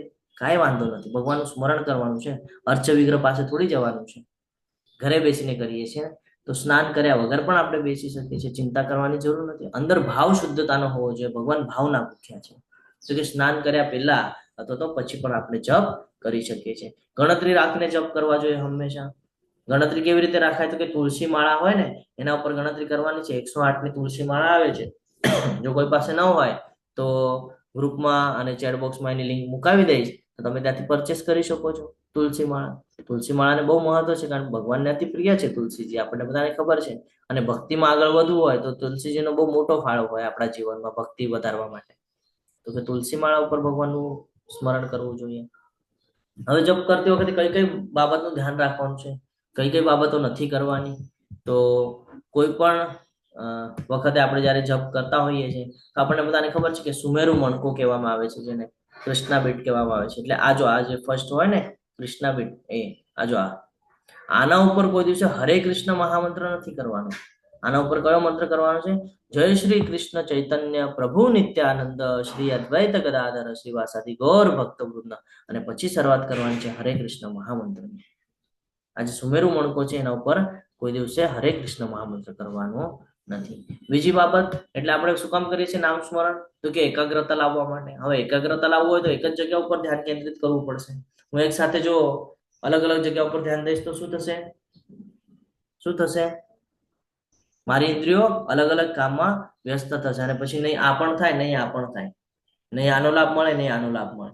એટલે પુસ્તક વાંચતી વખતે કે અખબાર વાંચતી વખતે કે ટીવી જોતી વખતે કે મોબાઈલ જોતી વખતે જપ કરવો જોઈએ નહીં. કારણ કે તમારું મન અને તમારી જે બુદ્ધિ છે તમે ક્યાં લગાડી છે? 50 જણા છે લ્યો હવારમાં. એ તમે લગાડી છે વાંચવામાં અથવા તો જોવામાં, એના તમારું કોન્સન્ટ્રેશન નહીં રહે. તો એટલે હંમેશા જપ કરતા વખતે ખાલી જપને મહત્વ આપવાનું છે, ન કે વાંચવાનું. એવી સિચ્યુએશન છે કે ભાઈ મારે વાંચવું પણ પડે તો પેલા વાંચી લ્યો અને પછી જપ કરો, કાં તો પેલા જપ કરી લ્યો પછી વાંચો. ઓકે, પણ કોઈ દિવસે વાંચતા વાંચતા જપ નથી કરવાનું કે ટીવી જોતા જોતા જપ નથી કરવાનું. એનાથી તમારું કોન્સન્ટ્રેશન રહેશે નહીં અને એનો કોઈ અસર તમને જણાશે નહીં. જપ કરવાના ફાયદા શું છે? તો કે પાપની પ્રતિક્રિયાઓમાંથી મુક્તિ. કારણ કે જ્યારે આપણે કોઈ ભૌતિક જગતમાં રહેતા હોય તો આપણે અટેચમેન્ટ કેમ થાય? કારણ કે આપણે જોઈ જઈએ છીએ, એની સાથે આપણો સંપર્ક આવે છે એટલે થાય છે. પણ જો સતત તમે ભગવાનમાં પરોવાયેલા રહેશો, તમારું મન બુદ્ધિ તમે ભગવાનમાં લગાડીને રાખી હશે ને, તો તમારું બધું કોન્સન્ટ્રેશન ક્યાં હશે? ભગવાન તરફ હશે. અહીંયા જે ખરાબ બાબતો છે ને એમાં તમારી ઈચ્છા નહીં જાય. તો હંમેશા તમે એનાથી પોતાને બચાવી રાખશો, તમારા મનને બચાવી રાખશો. કારણ કે આપણને બધાને ખબર છે કે ખરાબ બાબત છે ને તરત કેપ્ચર કરે આપણું મન. આલ્કોહોલ ને એવા બધા આપણા ફ્રેન્ડ સર્કલ જો આલ્કોહોલ લેતા હોય અને આપણે એની સાથે ફરતા હોય તો 2-3 વાર ફરે ને ચોથી વાર આપણી ઈચ્છા થઈ જાય કે ભાઈ મારે બી લેવું છે. પણ જો તમે ભક્તિમાં હો તો તમે એ તમારી બાજુમાં બેસીને પીતો હોય ને તો પણ તમને ફરક ના પડે. કેમ? તો ભાઈ તમારું મન ઉપર કંટ્રોલ છે, તમે ઓલરેડી ભક્તિ માર્ગ ઉપર છો. તમારે આવી પાપની પ્રતિક્રિયાઓ માટે ચિંતા કરવાની જરૂરત નથી, કારણ કે તમે ભક્તિ માર્ગ ઉપર છો. લાસ્ટમાં તમારી સાથે શેર કરીશ આ ટોપિક ઉપર. અનિચ્છનીય ખરાબ આદતો અને ટેવોથી રાહત મળે છે. આપણી જે વર્તમાન સ્થિતિ છે એમાં આપણને કોઈ પણ તરંગી વિચારોને ઈચ્છાઓના આપણે ગુલામ છીએ. તરત જ આપણી ઈચ્છાઓ વિકસિત થઈ જાય છે કે ભાઈ મારે આ કરવું છે, મને બી જોઈએ છે, મારી ઇન્દ્રિય તૃપ્તિ કરવી છે ને. તો એનાથી બચવા માટે આપણે હંમેશા પોતાના ઇન્દ્રિયોને કંટ્રોલ કરવા માટે, શાંતિની અનુભૂતિ કરવા માટે આપણને ભગવાનના સાનિધ્યમાં રહેવું જરૂરી છે. આપણા મન બુદ્ધિને ભગવાનમાં પુરવાવું જરૂરી છે. ચિંતા અને તાણથી મુક્તિ મળે છે. જ્યારે તમે ઇસ્કોનના ટેમ્પલમાં ક્યારેક જઈને જોજો, તમે જેટલા સમય તક કીર્તન ચાલુ હશે, જેટલા સમય તમે ટેમ્પલની એટમોસ્ફિયરમાં હશો, અંદર હશો, એટલા સમય તમે બહારનું જગત ભૂલી ગયા હશો. તમને એટલી બધી મજા આવશે કે તમે ભૂલી ગયા હશો કે તમે ક્યાંના છો, શું છે, કઈ યાદ નહીં હોય. પણ જેવા તમે ટેમ્પલની બહાર નીકળશો ને તરત તમારા ભૌતિક વિચાર ચાલુ થઈ જશે, ભાઈ મારે ઘરે જઈને આ કરવાનું છે, ઓલું કરવાનું છે. પણ જ્યાં સુધી મંદિરમાં હતા ને ત્યાં સુધી નહીં. તો આ અસર છે. ચિંતા અને તાણથી મુક્તિ મળે છે જ્યારે તમે ભગવાનના સાનિધ્યમાં હો છો. અને લાસ્ટમાં મનની શાંતિ મળે છે. અને મનની શાંતિ મળવી એટલે જ વાસ્તવિક સુખનું અનુભૂતિ છે. બોધ શું લેવાનો છે કે હરે કૃષ્ણ મહામંત્ર આપણે નિયમિત રીતે જપ કરવા જોઈએ, જીવનમાં ઉતારવું જોઈએ, પોતાના મન બુદ્ધિને આપણે ભગવાનમાં પરોવાવું જોઈએ. કારણ કે આપણે અહીંયા ફસાઈ ગયા છીએ, આપણે અહીંયા મહેમાન તરીકે છે, આપણે અહીંયાથી નીકળવાનું છે, આપણું હોમ ટાઉન છે, આપણે ત્યાં જવાનું છે. તો આપણે શાસ્ત્રોના સંદર્ભ જેમ જોયા એમ અહીંયા ભૌતિક જગતના સંદર્ભો પણ આપણે જોઈએ તો આપણને ખ્યાલ થશે કે શું અસર થાય છે આનો. જ્યોર્જ હેરિસન કરીને જે છે એમનું સ્ટેટમેન્ટ છે કે તે ખરેખર ભગવાનને અનુભૂતિ કરવાની પ્રક્રિયા છે. આ જ્યોર્જ હેરિસન એમણે અહીંયા સ્ટેટમેન્ટ આપેલું છે. જ્યારે મેં હરે કૃષ્ણનો જાપ કરવાનું શરૂ કર્યું ત્યારે મારા માટે બધું જ થવા લાગ્યું. જો ભગવાન કહે છે ને કે તારી પાસે જે છે એ પણ હું એનું પણ રક્ષા કરીશ અને તને જે જોઈએ છે ને એની ઈચ્છાની પૂર્તિ પણ કરીશ. આગળ આવશે ભગવદ્ ગીતામાં. તો આ એ જ સ્ટેટમેન્ટ આપી રહ્યા છે, પણ એમના શબ્દોમાં આપે છે કે જ્યારે મેં હરે કૃષ્ણનો જોપ કરવાનું શરૂ કર્યું ત્યારે મારા માટે બધું જ થવા લાગ્યું. જીન ક્લેડે જે નામ છે એનું સૌથી નાનામાં નાના ડાયરેક્ટર છે. 29 વર્ષની ઉંમરમાં એમણે આ પદવી હાસિલ કરેલી છે. હરે કૃષ્ણનો જપ મારા જીવનમાં જબરદસ્ત અસર કરે છે. આલ્બર્ટ બ્રશ ફોર્ડ કંપનીના માલિક છે. આમનું જ નામ છે અમરીશ પ્રભુ અને માયાપુરનું જે ટેમ્પલ આપણે જોઈએ છે એ ટેમ્પલમાં સૌથી મોટો ફાળો આમણે જ આપેલો છે. જે કહીએ ને આપણે કે ફોરેનના હોવા છતાં પણ ઇન્ડિયામાં ઘણા બધા લોકો એમ કહે છે કે ભાઈ આ ફોરેનની સંસ્થા છે અને બધા પૈસા ફોરેનમાં જાય છે. એમની માટે આ ઉત્તમ ઉદાહરણ છે કે આ ફોરેનના છે. આલ્બર્ટ ફોર્ડ કંપનીના માલિક, જે અત્યારે આપણે મોટર ગાડી જોઈએ છે, 4 વ્હીલરની જે કંપની છે એના માલિક છે. એમણે માયાપુરની અંદર જે મંદિર છે આપણા ઇસ્કોનનું, જે હિઝ હોલીનેસ જય પતાકા ગુરુ મહારાજ દ્વારા નિર્મિત કરવામાં આવેલું છે, એ મંદિરમાં સૌથી મોટો ફાળો આપનાર ભક્ત છે આ આલ્બર્ટ ફોર્ડ. આ એમનું સ્ટેટમેન્ટ છે. હરે કૃષ્ણનો જાપ મારા જીવનમાં જબરદસ્ત અસર કરી છે અને એ પોતે પણ વૈષ્ણવ છે. જો એમણે પણ વૈષ્ણવ પરિધાન ધારણ કરેલું છે. એમણે પોતે પણ એમનું નામ ચેન્જ થઈ ગયું છે. આલ્બર્ટ ફોર્ડની જગ્યાએ અમરીશ દાસ નામ છે એમનું. એ પણ આપણા જે ગુરુ મહારાજ છે હિઝ હોલીનેસ જય પતાકા ગુરુ મહારાજ એમના શિષ્ય છે.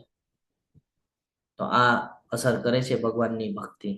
એનડી દેસાઈ અગ્રણી ભારતીય ઉદ્યોગપતિ છે, જે અપાર લિમિટેડ, જી અપાર લાઇટિંગ અને CMA ટ્યુબ્સ અપાર ઇન્ફોટેકના માલિક છે. એ કહી રહ્યા છે કે હું ઘણા વર્ષોથી હરે કૃષ્ણનો જાપ કરું છું અને મને ક્યારેય વધુ આનંદદાયક બીજું કાંઈ મળ્યું નથી. કે આમાં જે આનંદ મળ્યો છે ને એ મને ક્યાંય મળ્યો નથી. હરે કૃષ્ણનો જાપ કરતા મને મારા જીવનમાં બધા ઉતાર ચઢાવનો સામનો કરવામાં મદદ મળી છે, જેમાં એક મહાન આત્મવિશ્વાસ અને મનની શાંતિ છે. ઋષિકેશ મફતલાલ ફેબ્રિક્સના CEO છે. જાપ મને ખરાબ ટેવ છોડી દેવામાં મદદ કરી, તેનાથી મારી વસ્તુઓની દ્રષ્ટિ બદલાઈ ગઈ. ડચના મોડેલ છે આ. આપણને બધાને ખબર છે કે હિપ્પીઝ લોકો જે છે ને એમને પણ ભક્તિમાં કન્વર્ટ કરી નાખેલું શ્રીલા પ્રભુપાદજીએ. તો આ પાવર છે ભગવાનના પવિત્ર નામનો. હરે કૃષ્ણનો જાપ કરવાનું શરૂ કરીને હું જબરદસ્ત ખુશી અનુભવું છું. યુરોપની પ્રખ્યાત મોડેલ જે છે એનું સ્ટેટમેન્ટ છે આ. જીવન પ્રત્યેનો મારો દૃષ્ટિકોણ વધુ તેજસ્વી છે હરે કૃષ્ણ ભક્તો સાથે જોડાવાનું શરૂ કર્યા પછી અને મહામંત્રનો જપ કર્યા પછી. શું કે છે? જીવન જીવવાનો જે મારો દૃષ્ટિકોણ છે કેવો છે? તેજસ્વી છે, સૂર્ય જેવો તેજસ્વી છે. ક્યારે? તો કે જ્યારે મારી સાથે હરે કૃષ્ણ મહામંત્ર એટલે ઇસ્કોનના ભક્તો સાથે જ્યારે હું જોડાણો અને મહામંત્ર કરવાનું જ્યારે મેં ચાલુ કર્યું ત્યારે મને આની અનુભૂતિ થઈ. નૌસેનાના અધિકારી છે ક્લીન બર્ગ્સ. જાપ મને ભગવાનની નજીક લાગે છે. માર્કો ફેરેની ઇટલીના ટોચના ફર્નિચર ડિઝાઇનર છે. પછી મહામંત્ર તણાવ, હતાશા અને અજ્ઞાનતાના મોડને નોંધપાત્ર રીતે ઘટાડે છે અને સારાપણાની રીતમાં નોંધપાત્ર વધારો કરે છે. કોણ છે? ડેવિડ વુલ્ફ કહી રહ્યા છે. હરે કૃષ્ણ મહામંત્રના જાપની અસરોનો અભ્યાસ કરવા માટે સંશોધક તરીકે છે. જ્યારે હું તણાવમાં હોઉં છું ત્યારે હું ગીત ગાઉં છું. તે એક વસ્તુ છે જે મારી બેટરી ચાર્જ કરે છે, તે મારું મન સાફ કરે છે અને મને ફરી ધ્યાન કેન્દ્રિત કરે છે. શું કહે છે? ચાર્જ કરે છે મને. કોણ છે? આ પ્રિન્ટિંગ એક્સક્લુઝિવ છે પોલ બ્લેચર. જ્યારે હું નર્વસ હોઉં છું ત્યારે મને મંત્રોચ્ચાર ખૂબ જ શાંત લાગે છે. હું નાની નાની બાબતોમાં ડગમગતો નથી. નાની નાની વસ્તુમાં જે ડરી જાય, જે નિર્ણય લઈ શકે એવી બધી સિચ્યુએશનમાંથી બચવા માટે પણ હરે કૃષ્ણ મહામંત્ર ઉપયોગી છે. શ્રીમતી શૈલી રેલે વેપારી છે. રમેશ લાલ ટોરેન્ટો હેલ્થ સ્પાના માલિક છે. હરે કૃષ્ણનો જપ કરવો અને કૃષ્ણ ચેતના પર અધિકૃત પુસ્તકો વાંચવાથી મને ખૂબ શાંતિ મળી છે. આપણે પણ બધાએ શું કરવું જોઈએ? ભગવાનના આ પવિત્ર નામનો જપ કરવો જોઈએ. ભગવદ્ ગીતાને જીવનમાં એટલા માટે જ ઉતારવાની છે કારણ કે આ આપણા લાઈફની મેન્યુઅલ છે. જીવન કેવું જીવવું, કેવી રીતે જીવવું, આ તમામ પ્રકારના પ્રશ્નોના જવાબ આપણને ભગવદ્ ગીતામાંથી પ્રાપ્ત થાય છે. તો આજના અધ્યાયમાં આપણને મુખ્યત્વે એ જ સમજાણું કે ભગવાન સાથે જોડાવા માટે અલગ અલગ યોગ પદ્ધતિઓ આપવામાં આવેલી છે. કર્મ યોગ, જ્ઞાન યોગ, ધ્યાન યોગ, અષ્ટાંગ યોગ. આ બધું આપણે કરતા કરતા ઘણો બધો સમય નીકળી જશે, પરંતુ એક યોગ એવો છે જે ભક્તિ યોગ, જે સીધો આપણને ભગવાન સાથે જોડાવી રાખે છે. બધા યોગની અંદર આપણને અલગ અલગ સમય અને અલગ અલગ સિચ્યુએશનમાં મૂકવામાં આવે છે. જ્યારે ભક્તિ યોગ એક માત્ર એવો છે કે જ્યાં છે ત્યાંથી તમે સ્ટાર્ટ કરી શકો છો, જેવા છો એ જગ્યાએથી તમે સ્ટાર્ટ કરી શકો છો, અને એનો અસર શું થાય છે એ પણ આપણે જોયું છે. તો આજનો અધ્યાય બહુ મહત્વનો છે, અને આજના અધ્યાયમાંથી આપણે ઘણું બધું શીખીએ છીએ કે મન ઉપર કંટ્રોલ કરવું હોય તો એની માટે પણ ભગવાને આપણને કીધું કે યથા યોગ્ય અભ્યાસ અને પ્રયાસ દ્વારા, અને જે આપણને પાછળ ખેંચે છે એવી બાબતોને વૈરાગ્ય એને દૂર કરીને આપણે જીવનમાં સક્સેસ થઈ શકીએ છીએ. તો આજથી આપણે પણ હરે કૃષ્ણ મહામંત્રનો જપ કરવો જોઈએ. જપ કરવાથી શું થશે? આપણે હંમેશા શાંતિની અનુભૂતિ કરશું અને ખુશ રહીશું. તમે બધા ખૂબ શાંતિપૂર્વક મને સાંભળ્યો એટલે તમારો બધાનો ખૂબ ખૂબ આભાર વ્યક્ત કરું છું. આ સાથે આપણો આજનો અધ્યાય અહીંયા પૂર્ણ થાય છે. વાંછા કલ્પતરુભ્યશ્ચ કૃપા સિંધુભ્ય એવ ચ પતિતાનાં પાવનેભ્યો વૈષ્ણવેભ્યો નમો નમઃ. અનંત કોટી વૈષ્ણવ વૃંદ કી જય. ભગવદ ગીતા કી જય. શ્રીલ પ્રભુપાદ કી જય. સદગુરુદેવ કી જય. હરે કૃષ્ણ કૃષ્ણ કૃષ્ણ હરે હરે, હરે રામ રામ રામ હરે હરે. હરે કૃષ્ણ. સર્વને દંડવત પ્રણામ.